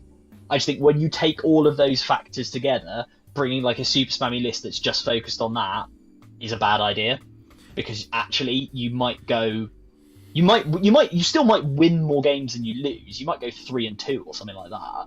But like, if you're bringing that on the basis, you know, and again, I'm not saying 3-2 is a bad score. It isn't. There's no such thing as a bad score, really, right? I mean, if you lose all 5 games, you lose all 5 games. It's happened. I've gone 1-4, right, at a tournament. But when you're bringing a spammy list like that, if you're that kind of player, you're generally doing it because you think there's some like mech that you've some tech that you've unlocked, because that's going to get you to the winning, like that's going to get you to top table. And it's like, nah, it won't, it just won't. Like, again, Harlequins I think are the biggest abuser of this in the recent meta, as like real spam of Void Weavers. But you know, other than that, you probably want a more balanced list. You're gonna have more fun doing a balanced list as well, because you get to do more in more phases. Yeah, unless you can do something very egregious that wins. Yeah, unless you can do, again, like Harlequins, right? Unless you can do something very egregious to kind of just take you to the winning position. But, well, like buggy spam is a great example of that. That's an orc list that doesn't do anything in the combat phase. Come on now. No. Well, do you know what? Weirdly, you say that. The buggy spam list, right, when it was at its height, was obviously the 9 squig buggies, but then you also brought the what are the other ones called? The scrap jets. Yeah. And the scrap jets are not bad in combat, actually. You shoot them, but then you can charge them in, and they'll still pretty reliably like get rid of a fair bit of stuff. Yeah. Not to say that's like a plus point of the list at all. It's rubbish. Actually, do you know what? Are we identifying an issue here, Josh? May I posit a theory? Go on. Because I think I'm picking up an issue here. Squadrons are a problem. Squadrons are a problem. Squadrons are a problem. Because if you think about it, in the examples we've cited, right, a Void Weaver individually, you can take 3 Void Weavers with the rule of 3. They're still very powerful. Yeah. But they're not so good, right? Buggies, if I can take 3 squig buggies, but I can only ever take 3 squig buggies, it's not so bad. They're still pretty nasty. I mean, I played a list that had 2 of them, and they're still pretty powerful. But like, again, before the changes we'll get to in a second, when we eventually get the rest of the data slate. But they're not that bad, right? The fact you can bring 3x3, and the same with Void Weavers, you can bring 3x3, that's a bit of an issue, right? And I dare to suggest that perhaps we will see the same thing with some Carnifex lists in the Tyranids, because Carnifexes, although again I don't think they're quite as bad as Void Weavers, I would say, because they're -1 damage. You can make them -1 to hit, but it's like 130 or 35 points, so it's already the same cost as a Void Weaver, right? With the new points. But those can be brought in 3x3 spam. So people may well do it. So yeah, maybe squadrons should go. Maybe that's another way we get rid of spam, right? What do people think? Chat, let us know. What do you think? Should we get rid of squadrons? Yeah, and Gotcha Gaming says there's almost like there's a reason that Fun and Fluff have limited squadrons in the past. I mean, Rich, I think what we're saying is that actually the Fun and Fluff model, which FYI is modified Highlander, battalion, limits on stuff like squadrons, maybe that's the way forward for a more fun, competitive play game. Yeah, no, sure. It's also 1,500 points, but you could do it as a 2K list, right? So I should get my music going. Sorry guys, my music has stopped. Let me power it up again. Let's get some. There we go. So, do we want to move on to? Oh god, I've minimised Josh. I've got rid of Josh. Josh, you're gone. There we go. Was I ever here to begin with? Well, more specifically, your lovely looking Shining Spear disappeared, which we didn't want. Should we talk about the other changes in the data slate that are going to be nicer? Things that are going to give boosts. We've talked about nerfs. We've talked about changes to armies that are bad or negative. Should we talk about the nice things? Is there anyone else who's been hit? No. I mean, there's obviously. I will say, if people are looking at my screen, you'll see other stuff in here. The AdMech didn't see any changes. All their stuff's still the same. The Chaos Space Marines specifically didn't see anything. Drakari stuff is still the same. Necrons and Orcs is still the same. So they just reprinted what was in the previous data slate. So it was Tau, Harlequins, Custodes were the 3 sort of big, I guess, faction-specific nerfs. We should just say the Tau obviously was changing Montcar so that it was reroll when you target a close to eligible enemy unit within range in the Montcar table. You roll a re-roll a wound roll of 1. The Farsight Enclave's 10 edge was changed so that it was 9 inches rather than 12, which we've already talked about. Core keyword went from battle broadsides, which we've already talked about, and they also confirmed that your stratagems to limit stratagem and the repulsor impact field, which is your abilities to like mess with charges, you couldn't stack them. So there's only like one way of limiting a charge. So that was the Tau changes in summary. But should we talk about the cool stuff? Yeah, we should. Well, I think the coolest bit. Okay, boom, let's go. Armor of Contempt, ladies and gentlemen. Armor of Contempt, right? Who's got an Astartes army in the chat? Put your hands up. Who's got, whether it be Heretic Astartes, whether it be Adeptus Astartes, whether it be Sanctic Astartes, which I think everybody had to look up, even though it's Grey Knights. I certainly had to double check. Or Adeptus Sororitas, the sisters in the house. They got a little bit of a buff because they got the Armor of Contempt rule. And the Armor of Contempt rule basically says you worsen AP on incoming attacks by 1. Mm-hmm. So AP1 becomes AP0, AP2 becomes AP1, AP3 becomes AP2, etc, etc, etc, etc, to anything with those keywords, except, exceptions time, where you've got models that are equipped with a Storm Shield, a Relic Shield, or a Combat Shield, or a Relic which replaces one of those. Models with the Sacrosanct Shield, Celestian Sacrosancts, shockingly, or the Force Shielding ability, which is Dreadknights, Nemesis Dreadknights in the Grey Knights. And models that are under the effects of any other rule that worsens or reduces the armor penetration characteristic of an attack. So basically, this is going to improve your saves against incoming stuff, right? Incoming ranged attacks, and well, incoming any attack really. If you're getting hit with a chainsword and it's at AP -1 and you're a Space Marine, it's AP 0. If you're getting shot at with a bolt rifle and you're a Heretic Astartes and it's AP -1, it's AP 0. If it's in the what is it, Tactical Doctrine, it's going to be AP -1 rather than AP -2. It's real nice. Yeah, it's nice. Come on, man, you're a Blood Angels player. You should be singing to the rafters in the praise of Sanguinius about how useful this is. I think it's pretty good. I think there's. I sound like such a bad guy with 40k, honestly. I think I had somebody comment on my video and they said you were being too rude about Tyranids, and I told them to go and take it up with you. I think the Armor of Contempt is a really lovely rule.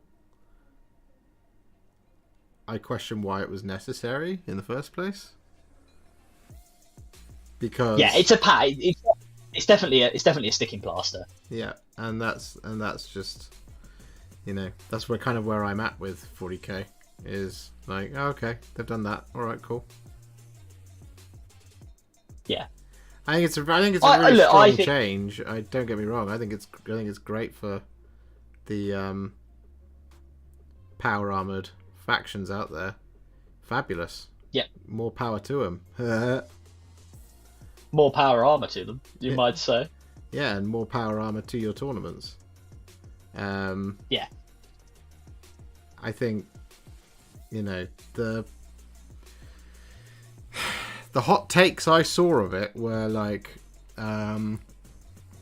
they weren't like, oh, this means I can now do this. A lot of it was like, oh, now I can go back to this nonsense thing that I was doing. And I was like, oh, come on, guys.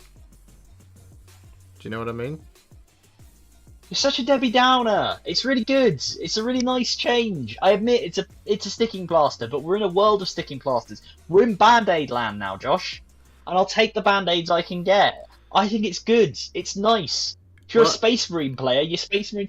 To be fair, actually, I will say more generally, this is the kind of rule where actually, again, it is a sticking plaster because it's coming in of where it's coming in 9th edition, right? But actually, I think a rule like this should have been in from the start on power armored models. Because the problem with a D6 rolling game, right, is when you're dealing with everything is rolled on a d6 and you deal with saves. Power armor should mean something, right? Power armor should mean some kind of durability on a model, right? Yes. If you're gonna have loads, I mean, again, there's two options, right? Either we get rid of the ludicrous growth in AP, which I'm perfectly fine with. Let's get rid of a lot of AP in the way it was, right? Or you do something like this so that you don't end up in a situation where you got Marines with 2-up saves.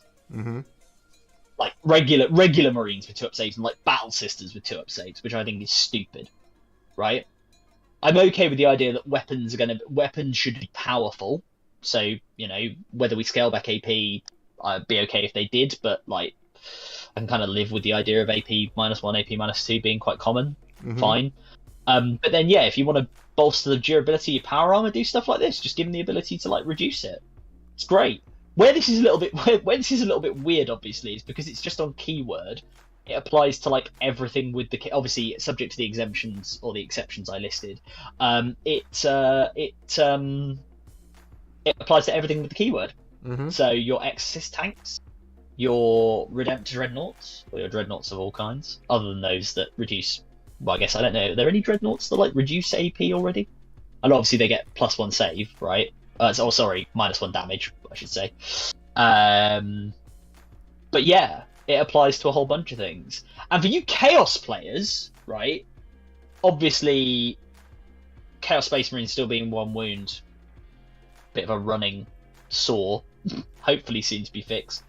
But Death Guard players, this makes your like Blight Lords crazy good. And your Plague Marines are really nice as well. Thousand Suns players, I mean, like, this is really good for all of your Heretic Astartes. I mean, your guys are what? Arcana Astartes and Heretic Astartes? Because you guys already get +1 to save against 1 damage weapons from All Is Dust, right? And this, All Is Dust is not a rule that affects AP, it affects your save. So it stacks. So now, a Rubric Marine, for example, is going to be getting against like a 1 damage bolt rifle shot at AP 1. Treats that as AP -1. Treats that as AP 0, so he's still on his like 3-up save, and still gets +1 to save, so goes to the 2-up, right? Yeah. It's like a really good bit of durability boost for them, which is kind of nice. It's positive. Okay, I'm going to ask you a philosophical question. Oh god, here we go. Hit me. I'm holding a Carnifex head. I'm going to ask him, like Yorick. I shall ask him. What's the point in making a Devourer -1? Oh yeah, no. I mean, wait. Do you mean a Flesh Borer? Flesh Borer, yeah. Yeah, Flesh Borer. Yeah, no, I agree. Why make it? I mean, I would again. We had this conversation the other week on the Tyranids. I would have happily traded cheaper Termagants with crappier guns. I'm fine with that. Why they needed Strength 5 AP -1 is beyond me. And I think that's a silly change. That's why when I saw it, I was like, oh, okay. So you get this in terms of the power. Yeah. In this game, this edition's been really egregious for it, but like, you get that in terms of the power, and then Space Marines being what they are, the most popular faction. Yeah. Therefore, presumably, or what it should be, is that what people got bored with is the majority of factions that you're going to see at tournaments should be Space Marine or Power Armor based, right? Based on who owns the armies, yeah. Based on who owns numbers, the armies. Yeah. A rule like this is great, but it just does that to the power curve. So why do that at all? Yeah, but your AP, like Rich has made a good point in chat, which is your -1 AP is still good into like Orcs, Eldari, Necrons, Tyranids, etc. So it still means your AP matters. It's just that in a Space Marine matchup, there's a kind of cancelling out, as it were. Yeah. Sorry, a Space Marine. I mean anything into power armor. So it does only benefit the power armored factions. So yeah, I don't know. I think put it this way, I will be interested to see what tournament results look like next weekend, I guess, because obviously list submission will be this weekend. Because I think you're gonna see more power armor lists doing better than you have been. Because again, despite power armor being half the game, as Rick says, and as you made the very salient point, they've been pants. They've been like way down the meta. There have been some like lists that have done reasonably well, but they've just not had any play. And I think this gives them a little bit of play. I think actually for me the biggest flaw with this is maths, which sounds like a weird thing to say, right? But the biggest flaw with this, and it goes to the point about it being a sticking plaster, and maybe why we should, to your point, I'm willing to agree, maybe we should, I'm willing to agree, of course I'm always willing to agree with you, but like, to your point, why the power curve thing, like I said earlier, like, why has everything got loads of AP? Maybe that should be addressed, or should have been addressed earlier in 9th edition, is the tableside mental load increases. By which I mean, right, like if you're shooting a unit of Space Marines of some kind, right, and you are a Eldari player, right, you roll all these shurikens, and you go, okay, this slot are at -1, then you go, oh, I've got some 6s there at like -3, and then you have to go, oh wait, hang on a second, no, because I'm going into these Space Marines, these are now at they're now at AP 0, so it doesn't affect your save. These are now at AP -2, so your save changes to this, etc., etc. And likewise, the Space Marine player has to remember all that. So I think there's an interesting sort of question about like whether all these like requirements of math rules on top are actually a bigger problem with the game.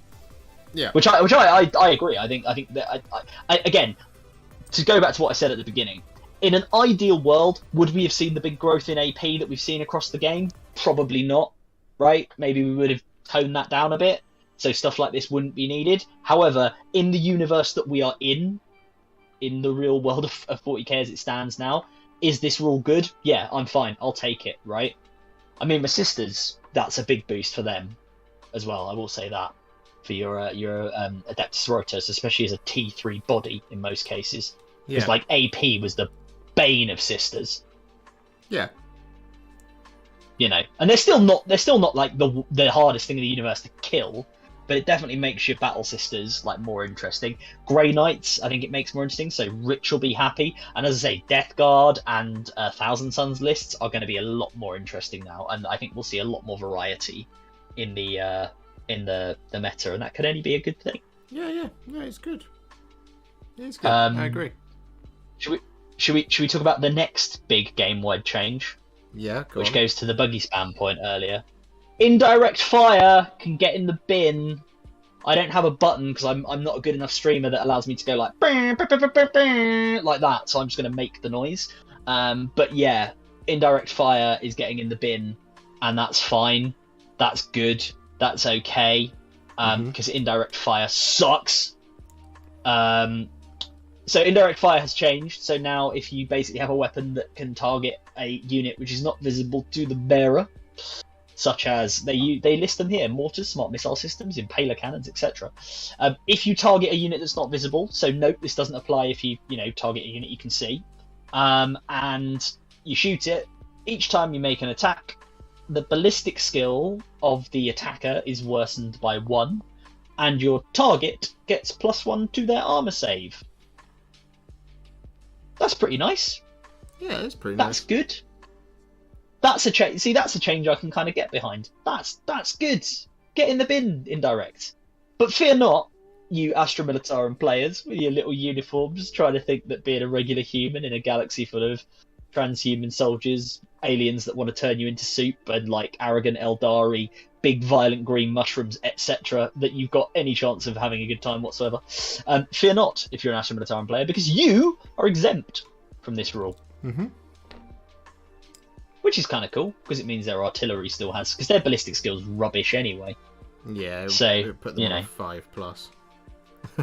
Be nice to your guard players. Yeah, Reza Prime says unless you're guard. Yeah, be nice to guard players because you know I've seen some people moaning about this and being like, "Why is it that I saw a great one? I saw someone said they were like, you know, I think it was an Eldari player. So forgive me, Eldari players, but I saw somebody being like, you know, we're a millions of years old race of elves with the most advanced technology, and we have to worsen our ballistic skill, but some guy with a cannon, you know, like really getting annoyed about it. And it's like, yeah, sure, fine, from a lore perspective, that's probably right, but then again, who gives a crap? Let the guard have something, because they're rubbish otherwise. Can you imagine a guard manticore that's like hit that would be affected by this? It would be awful. Yeah, it'd be terrible. Basilisks would be terrible. Completely unplayable.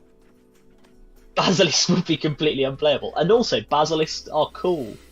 Like if I were to ever do a guard army, the whole like tank and artillery regiment thing, that would totally be the way I would go. Because when you see those like stacks of basilisks like all in a line in all the artwork, that's like really cool. I think that's awesome. Yeah, it's dope. But yeah, Reza Prime has come in with a reasonably strong opinion and says, he says, I'm direct fire, which I'll take to mean indirect fire, can go die in a fire, so happy, it's so boring. What do we think, chat? Do we agree? Are we happy that the indirect fire has got in the bin?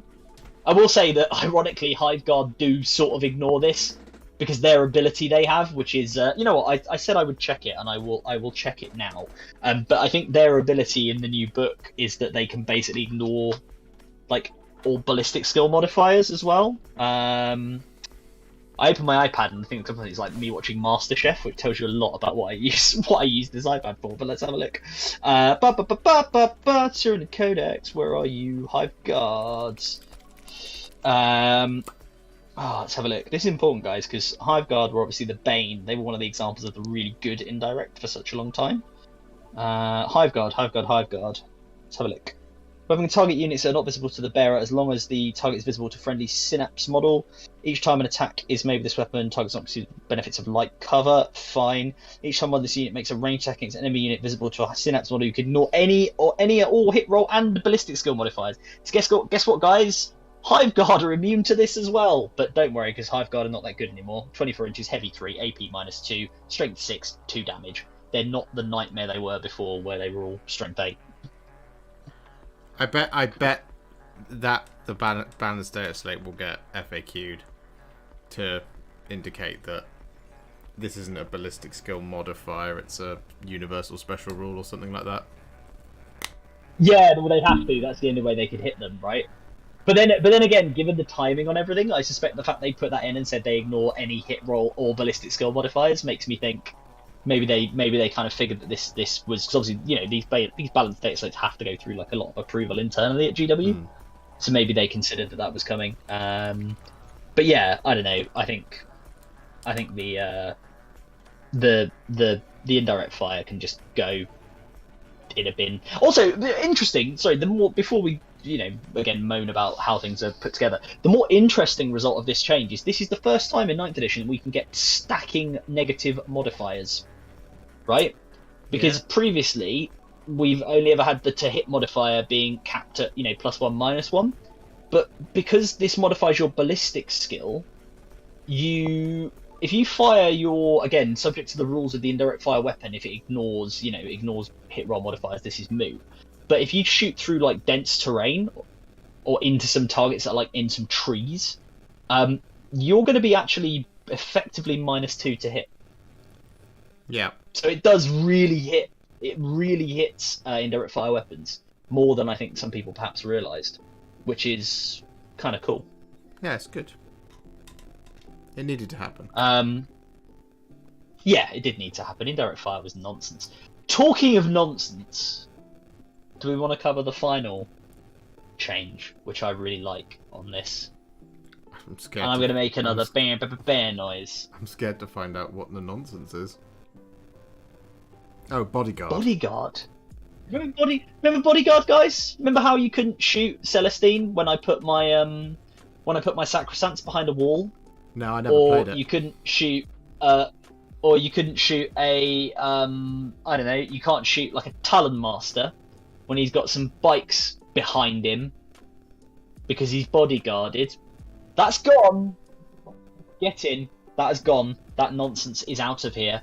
It's basically been changed now to the bodyguard ability is changed to enemy models or units cannot target that character. Enemy models or units cannot target the character that is bodyguarded with range attacks. It's changing to the character can use the Lookout Sir rule, even if the unit contains fewer than 3 models.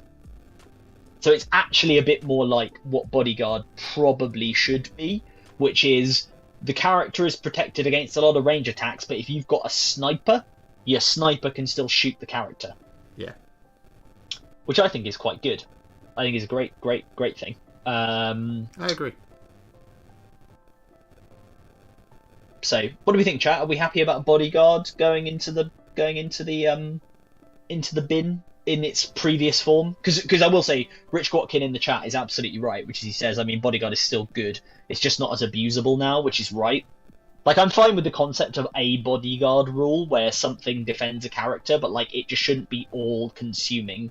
It shouldn't be able to be like good example, right? New Tyranid Codex. If I could jump a Hive Tyrant next to a unit of Tyrant Guard that are behind a wall, and you just can't shoot the Hive Tyrant with anything, even your sniper units, that's dumb. You should be able to shoot him. I'm fine with that. Yeah. And Sam Fry says Tyrant Guard suck now. Tyrant Guard do not suck now. Tyrant Guard are still really useful. They're dead tough. They give you Lookout Sir even if there's only one model there. So, you know, unless your opponent has like some sniper units, you're still going to be pretty much untargetable because your Hive Guard, your Tyrant Guard are quite difficult to kill. And also, Tyrant Guard have some really fun rules. Like if the Hive Tyrant does get killed, you can drop a strat on them that basically means they get like +4 to their charge and additional strength till the end of the game, which is hilarious because it's just they go mental because their daddy died. Like, I'm fine with that. That is cool. Also, it means like units like what is it? Quipster's favourite thing that he always brings. That assassin. Vindicare. Vindicare, yeah. The Vindicare gets more interesting. And your Eliminators, Space Marine Eliminators, remember them? They were a big thing for a while. Yeah. They're gonna come back, I think, which is cool. Scout snipers, more importantly. Scout snipers, rattling snipers in the guard. Veteran sniper squads. I think that's pretty cool. With the Imperial Guard.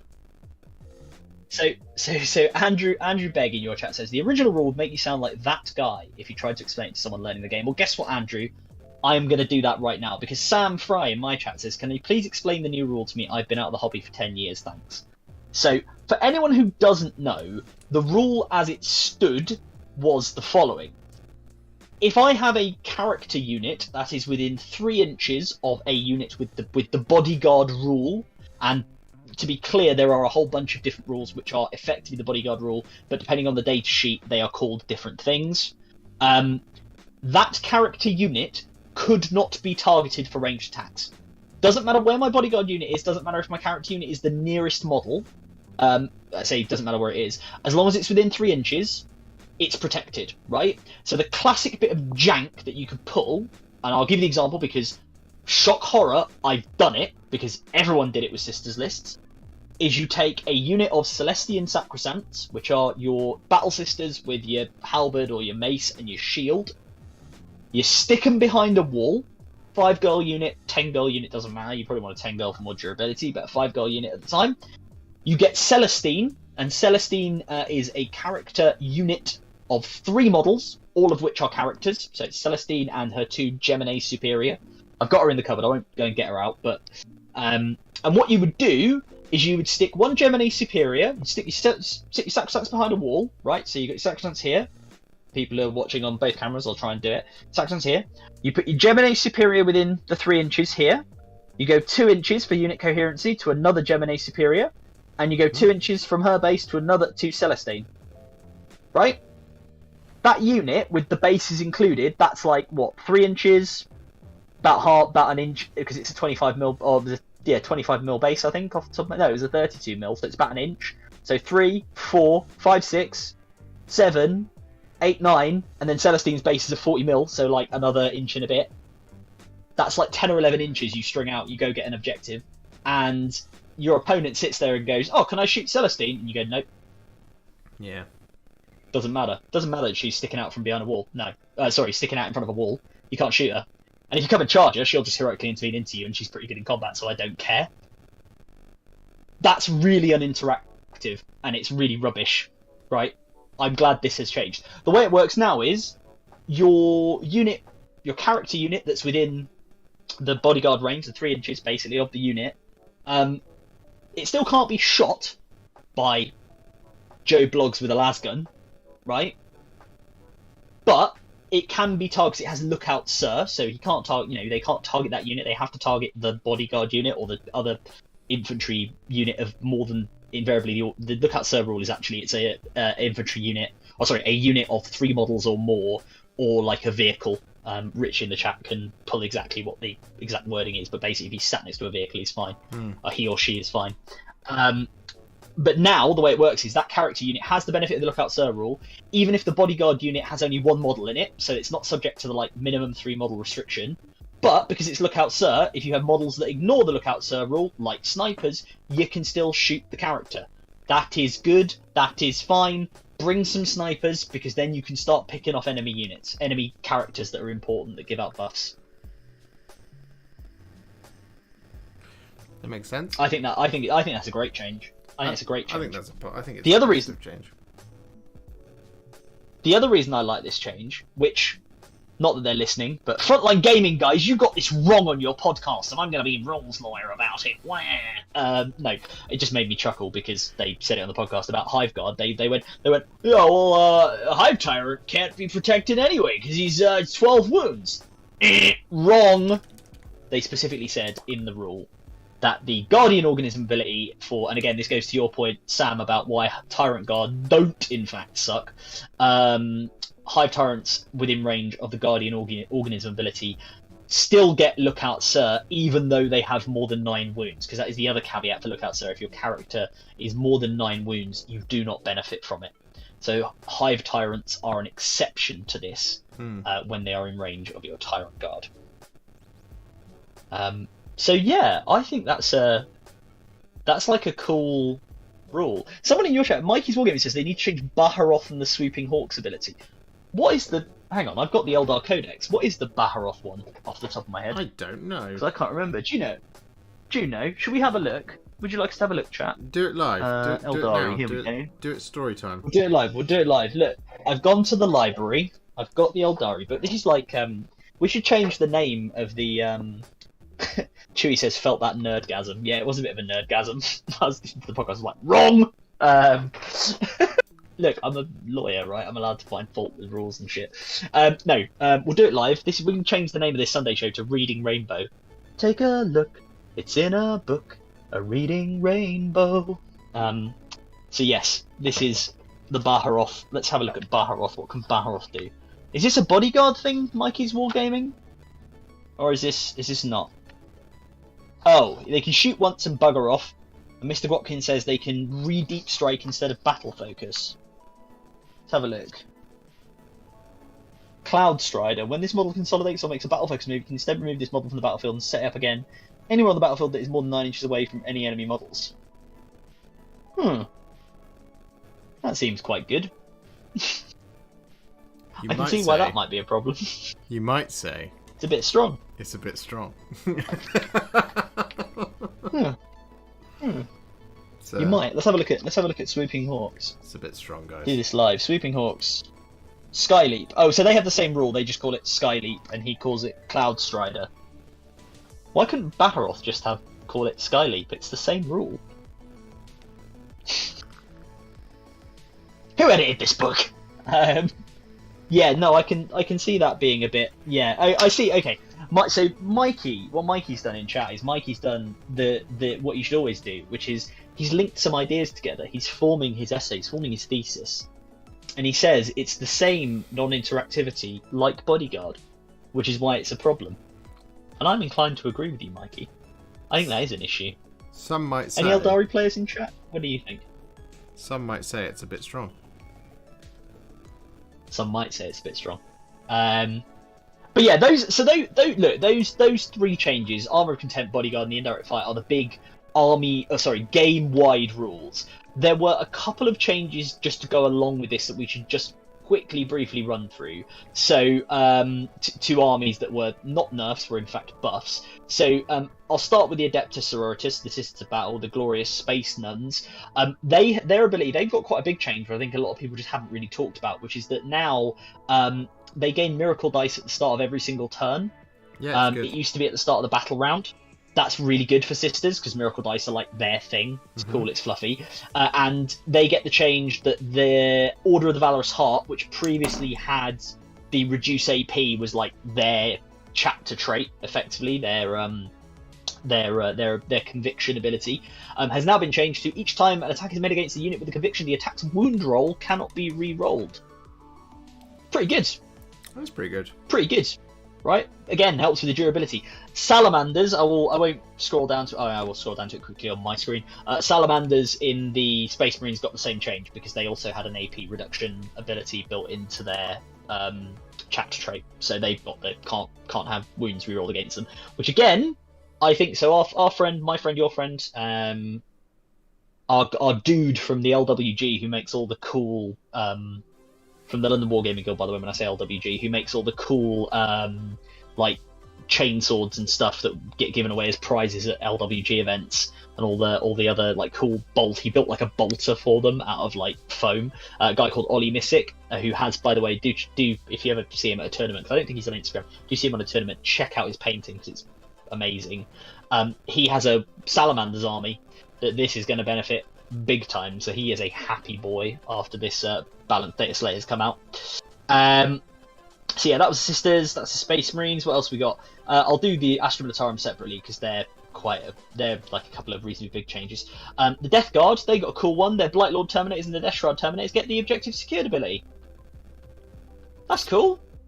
Brings them into line with the Scarab Occult Terminators in the Thousand Suns. Yep. Means that you're something like a Terminus Est Army of Renown. Loads of Poxwalkers, loads of Plague Marines, loads of Terminators. That's pretty cool now. That's looking interesting. So again, Mr. Gwatkin in the chat, Mr. Gwatkin Gaming, he has I have a Death Guard army as well. We both have Death Guard. We're very happy about this. I think this is cool. I've got my big block of Blight Lord Terminators. I can't wait to sit them on an objective and just be like, no, this is mine. And then the other one is the Astra Militarum. So the Astra Militarum got two little additions to their one. They got the Hammer of the Emperor rule. I say little additions, this is actually massive. So the Hammer of the Emperor rule is if every regiment unit in your army is drawn from the same regiment, so regiment keyword, each time a regiment keyword model from your army makes a ranged attack, an unmodified hit roll of 6 automatically wounds the target. Note that units listed as advisors and auxiliar do not prevent other Astra Militarum units from your army from gaining this rule, but the advisors and auxiliary units never benefit from this rule. Guard, guys. Guard are spicy. Potentially spicy. Because yeah, their ballistic skill is crap. But when they're hitting, when they're auto-wounding on 6s, that's pretty cool. It is cool. What do you think? Yeah, what do you think? Have you got guard? Have you got some guard, Josh? Me? Yeah, I've got a little. Yeah. I've got a little Tempestus force. Not that this affects it. Ooh. Did Tempestus not get regiment? I've been told no.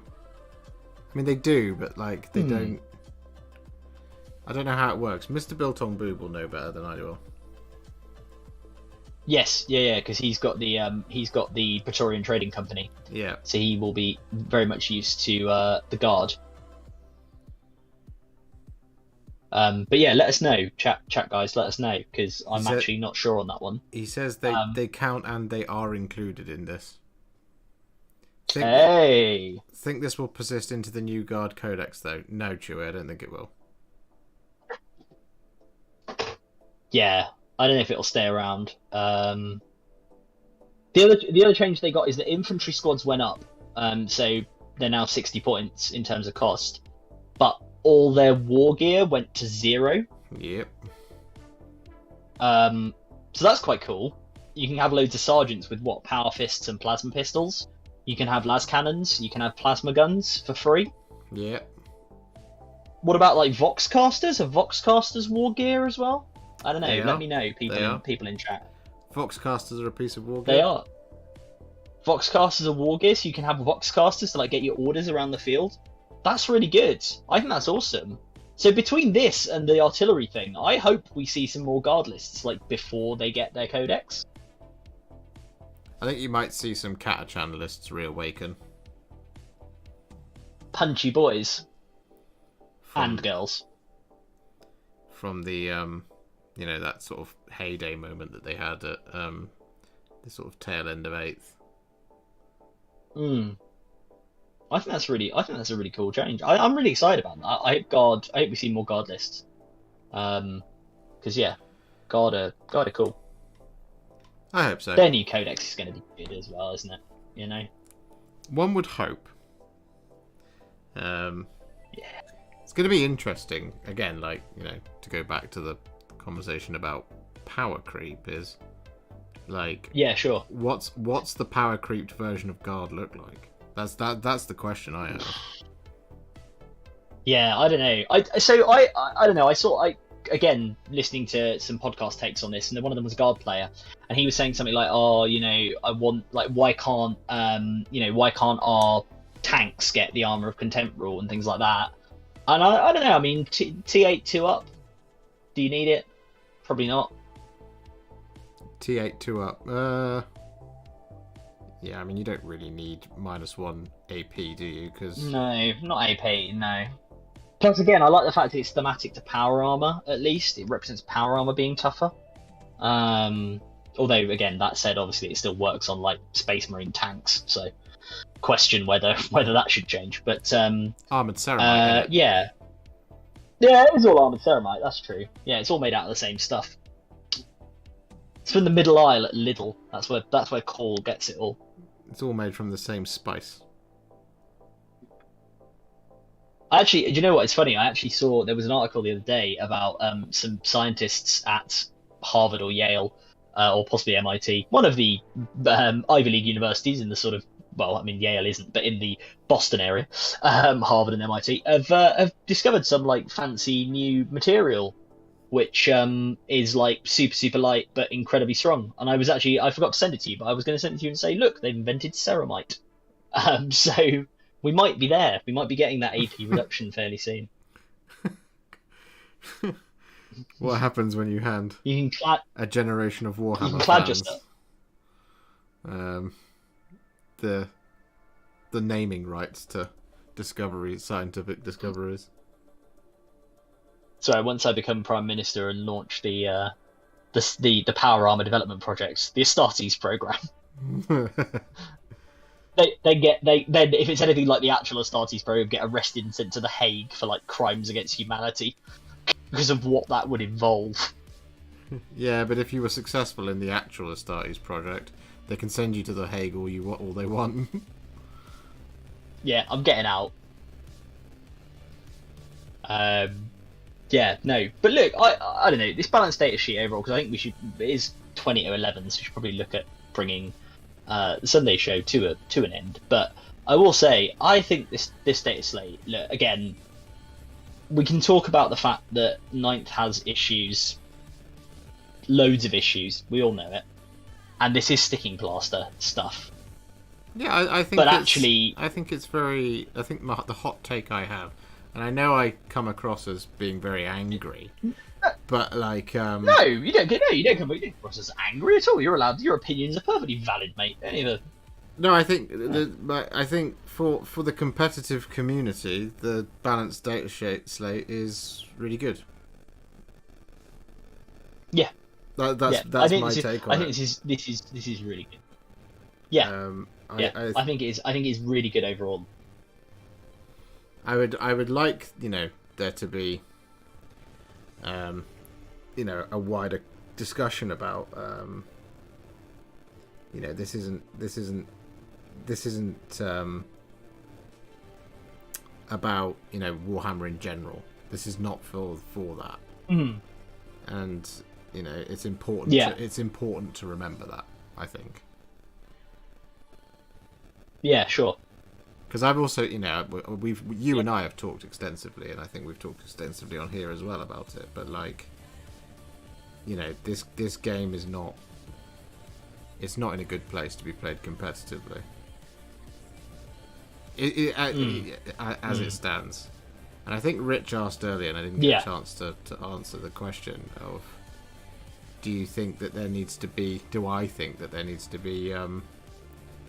a local kind of balancing based on the tournament itself? And yeah, I do. I think tournaments need to go back to an ITC style organization to be able to balance the game for the way that they are intending the game to be played, because the game as it stands in competitive play, it is not fit for purpose for what people are trying to force it into. I do think it would be good to see, and again, I don't know whether it's ITC that do it. I don't know whether you get together and do more house ruling. I do think it'd be good to see some more wide-ranging changes and some more restrictions on army building, things like that. As we discussed. I wonder if, I just think more widely, I wonder if these are going to make a difference, the Tempest of War cards, because I know Mikey from Hellstorm Wargaming is organising a Tempest of War tournament, right? Which actually might be quite interesting, because Tempest of War, people who don't know, this is the card set, and it's really good actually. You get basically a game in a box, a set of missions in a box. It adds a bit more randomness in because you're not picking your secondary, so you can't really build your army to secondaries. So again, you're forced to kind of have a more diverse roster on your list of what you're taking. But yeah, something like this, I think at a tournament might be quite interesting. And you know what, Mr. Watkins says, TLDR, come to Fun and Fluff. Yes, do come to Fun and Fluff if you're in London. If you're not in London, travel down, come to Fun and Fluff. It's really good. Yeah, Tempest of War, if that is successful at a tournament level, I can see that being used more. Yeah. Because the mission pack's just a bit boring. Yeah, well, yeah, it is. I agree with that. Yeah. But yeah, I it's what it is. Boring. I'm as you know, I'm a little bit over 40k at the minute. I couldn't tell. And I love the models. I love the story. And fundamentally, I love the game. But I'm so nonplussed by it. I'm like, okay, it exists. Do you know what I mean? Yeah. If the Balance Dataslate was absolutely crazy, if it was we're now introducing the rule of 2. I would be like, oh damn, this is a game I really want to take part in now. Yeah. Yeah. No, well, look, we'll have to see. And let's be fair, how far away are we from 10th edition? At least a year. You reckon a year? Yeah. Probably about a year, right? It's all on 3-year life cycles. So you get what you have is you had it's easiest to go from 8th edition. You had the 8th edition launch one summer. The next summer you had AOS 2. The following summer you had Contrast Paint. The summer after that you had 9th edition. This summer you had Dominion. So AOS 3. So this summer coming you will get, hopefully, Contrast Paint. Well, Horus Heresy, right? It's probably going to be the big one. I think that'll be out before the summer release. Right. I think, because there's the game, there's the open day, which is on the 6th of May. I suspect it's on pre-order that week. So that's pre Right. the summer release. So, you know, the July or Pre-summer release, yeah. Also, Horus Heresy, whilst it's big and it's exciting and it's awesome, it would be like leading with Necromunda for the summer. There's only a very limited amount of people who are actually interested in it. You know, there's lots of 40k fans who might be thinking now is the time for me to jump into Horus Heresy, but there'll be equally a lot of 40k fans who are not going to go into it. It's going to be very, very cool. It's going to be awesome. It's going to be wicked. But I don't think it's the flagship product. I just want more Horus videos. I want more CGI of Horus stucking around. GW airbrushes this summer. I don't know if you're going to get. If you will not take it, then I will. All right, etc. All right, you big traitor. Hey, I did you know what? I'd be interested. Sorry, Ash Bland. Hello, good evening. Thanks for jumping in. Unfortunately, we are heading rapidly towards the end of the stream, although we have been reinvigorated by the talk of Horus Heresy. I did the Legion quiz, right? You know, you can do this Legion quiz that you can do. Who's done that? In people in chat who are still in chat, and obviously, sorry, I should say good night to Mr. Built on Boo because he's headed off. Good night, Mr. Boo. The people in chat who've done the Legion quiz, what did you get? Because I got the Sons of Horus. I haven't done it. If you don't get Blood Angels, I will, I don't know, be annoyed. Well, there's not much difference between a Blood Angel and a White Scar, to be honest. Ooh. Ooh. They both want speed. They both believe in close combat. Just one does it on bikes and one does it on jump packs. Jump packs, yeah. That's true. But yeah, if you've done the Legion quiz, what did you guys get in chat? Quickly before we round off. I'd be interested to know. Yeah, I got Sons of Horus, so I'm here to, you know, take names and let the galaxy burn and then ultimately fail. Do you know what? You getting Sons of Horus tracks for me. Why? Because you are chaotic. King got world eaters. I love it. You're chaotic neutral, if we're to borrow a D&D I'm chaotic phrase. neutral. Yeah. Yeah. Yeah. I do often open, you know, our Discord chats with me just going, "You lied to me, father." That is pretty much how every conversation with you starts. Making some comment about how you stole power from the gods to create your contrast paint tutorials. Which I did.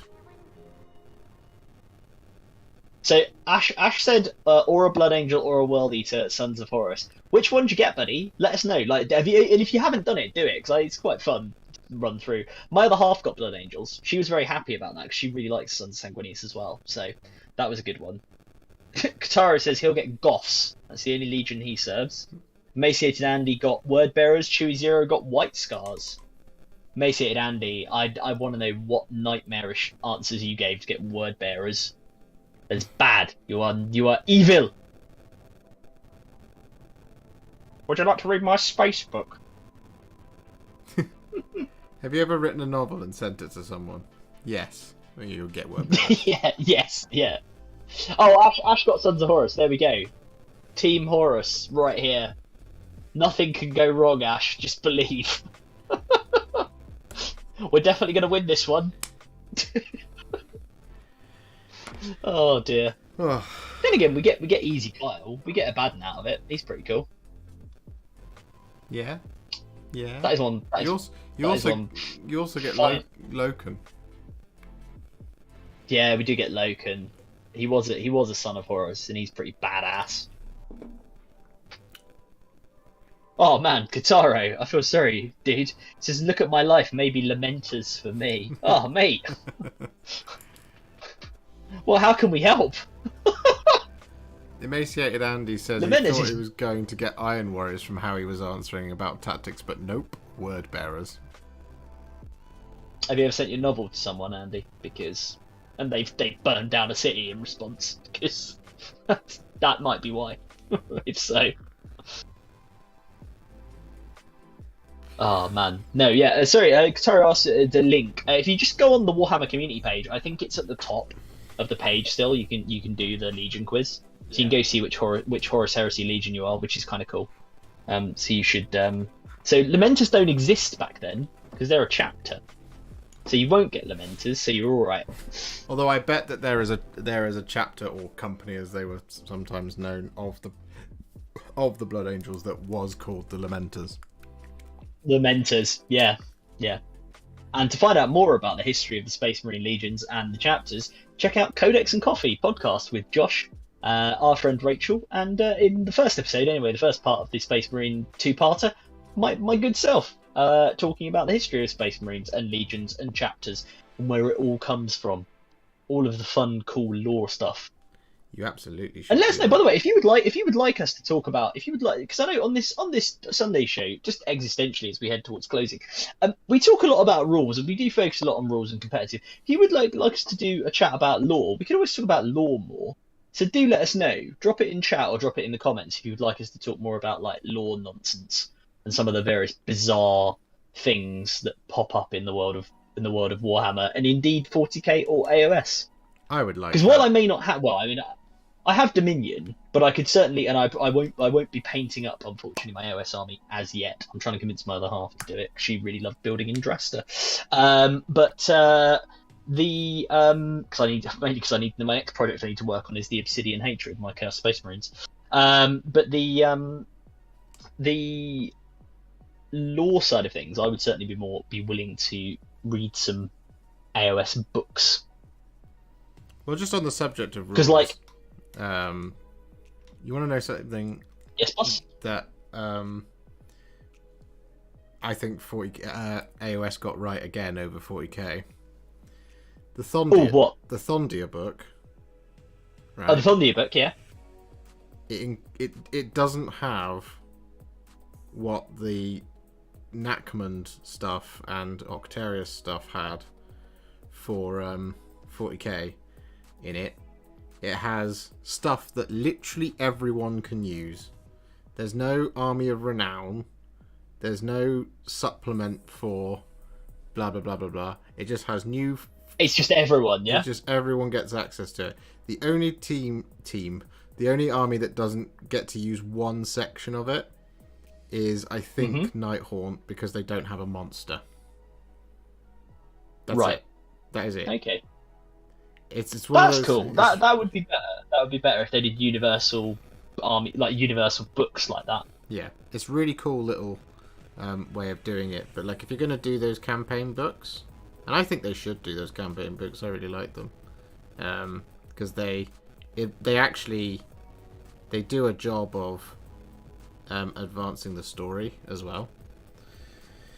So like, you know, as much as like, was it Caradon? That Book of Fire? Was that Warzone Caradon? Yeah, that was Warzone Caradon. Yeah, so as much as like those... Nothing happened. What do you mean nothing happened? Well, I mean, okay, stuff did happen, but I mean, in the grand scheme of like how it affected 40k, it wasn't. It was a bit like Octarius, right? Is the classic example where Abaddon basically could have killed Marnius Calgar and then didn't. Yeah. And that would have been like a big deal. Oh, Vigilus. Not Octarius. Vigilus, not Octarius. No, but the thing that I thought was really important about that book, and I'm going to be really interested to see it in Imperial Knights, and we actually saw it in the Chaos Knights book previews. The colour scheme that they went for on some of the new Chaos Knights, right, that they showed off are the Corrupted House Raven. Because Colossi is gone. The Keeping Violet is gone. That's a big change for the tabletop, if that's a thing.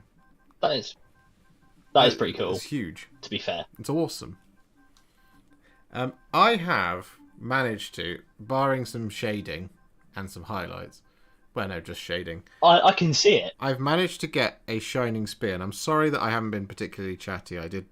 I was just kind of laser focused on doing this, but I have. It's all right. I hope your viewers don't mind me whittering away. Apologies, guys. I have managed to get a Shining Spear to a battle ready standard. He looks great. He looks awesome. I would expect nothing less. Flip him over a second. Let's have a look at the the underside.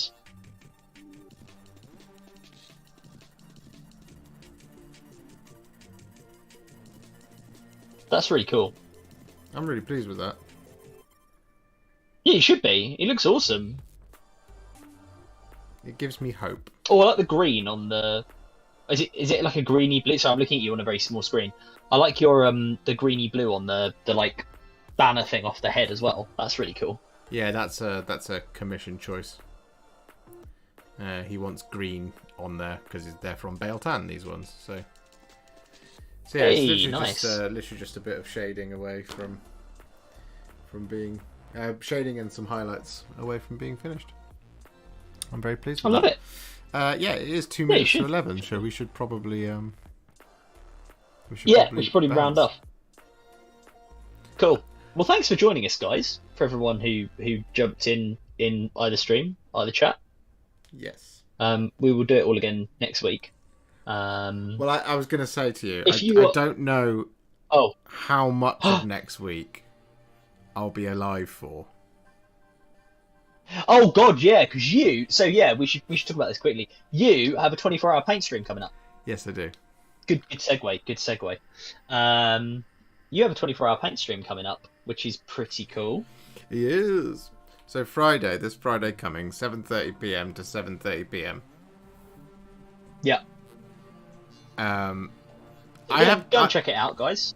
I'm going to answer your question on the stream next time, Rez. I know that you and Alice are chatting about duck-sized Space Marines or one Space Marine-sized duck. I would rather fight one duck-sized Space Marine-sized duck because it would be over quicker. I couldn't beat 20 Space Marines, duck-sized Space Marines. They're Space Marines. Come on now. But yes, I'm doing my 24-hour live stream, 7:30 p.m. till 7:30 p.m. on Friday. This Friday coming. I will be streaming on Wednesday, and there will be a tutorial on Thursday as well. Yeah, we're gonna be doing some shit. Yeah, it's going to be cool. Bolt It's to going to be cool. start And it in the hopefully I can evening. jump in. Rich Yeah. says, "Bolt to start it in the evening. Won't you have been up for most of the day already?" Yes, I will. We're gonna be some real tired painting. But yeah, hopefully myself, Rich, and some others can join you at various points on the stream, which will be cool. Yeah, I'm hoping you do. Yeah, man, definitely. And yeah, Reza Prime in chat says a 24-hour hot tub stream. When I get a hot tub, we'll do a 24/7 hot tub stream. We'll get Josh in, we'll get you in, we'll do it live. It'll be highly adult and restricted, but I think it'll be good. 4 o'clock in the morning. Trying to 4 paint, o'clock in the morning, hot tub. trying to The paint, Sunday, the hot tub show. trying to paint dryads at 4 o'clock in the morning. It's not going to go well in a hot tub, at least. You'll be all right. You'll be all right. You can cope. But yes, check that out. Check out Josh's stream on Wednesday, and of course, check out Josh's tutorials for the Avatar of Cain, which is that your most recent one? Is the Avatar of Cain, isn't it? Most Am I right in recent is saying? the High Gladiatrix, but the Avatar The High Gladiatrix, came out cool. on Thursday. Really enjoyed Yes. painting the high. I've also, I mean, for those of you who don't know or follow me on Instagram, I've just done a video on how to paint the Dwarven Dais from Dark Fantastic Mills, and I've made a video of that as well, so that might come out on Thursday. Depends on how productive a week I have. And it looks good. Go to Josh's Instagram, go to Warhipster and check it out. I will try and get some video content out this week. Maybe I'll do some, once I get my codex, I'll do some of the Tyranid lore. People would be interested in that. That might be quite cool. I can get something out on that, and then maybe something on a couple of unit combos. That would be fun. And if you're not subscribed to me, please, my channel, she's very sick. Come and check it out over on ADR Wargaming. I'm at like 26 subscribers now, which is pretty cool for me, because frankly, the fact that any one of you will listen to me witter on about Warhammer is a compliment. But I would like to get to 1,000. That's the goal. I would like to get to 1,000, not for any pride reason, but more for the fact that at 1,000 I can open up community posts, so I can talk to you guys without necessarily just having to be on video. I can sort of use the community community page as well. So I think that might be quite fun to like organize events, organize streams, and things like that. So that would be good to get to. So yeah, drop me a like, drop me a subscribe. That would be very much appreciated, guys. Yes, you should do all of that. So on that note, we are going to end.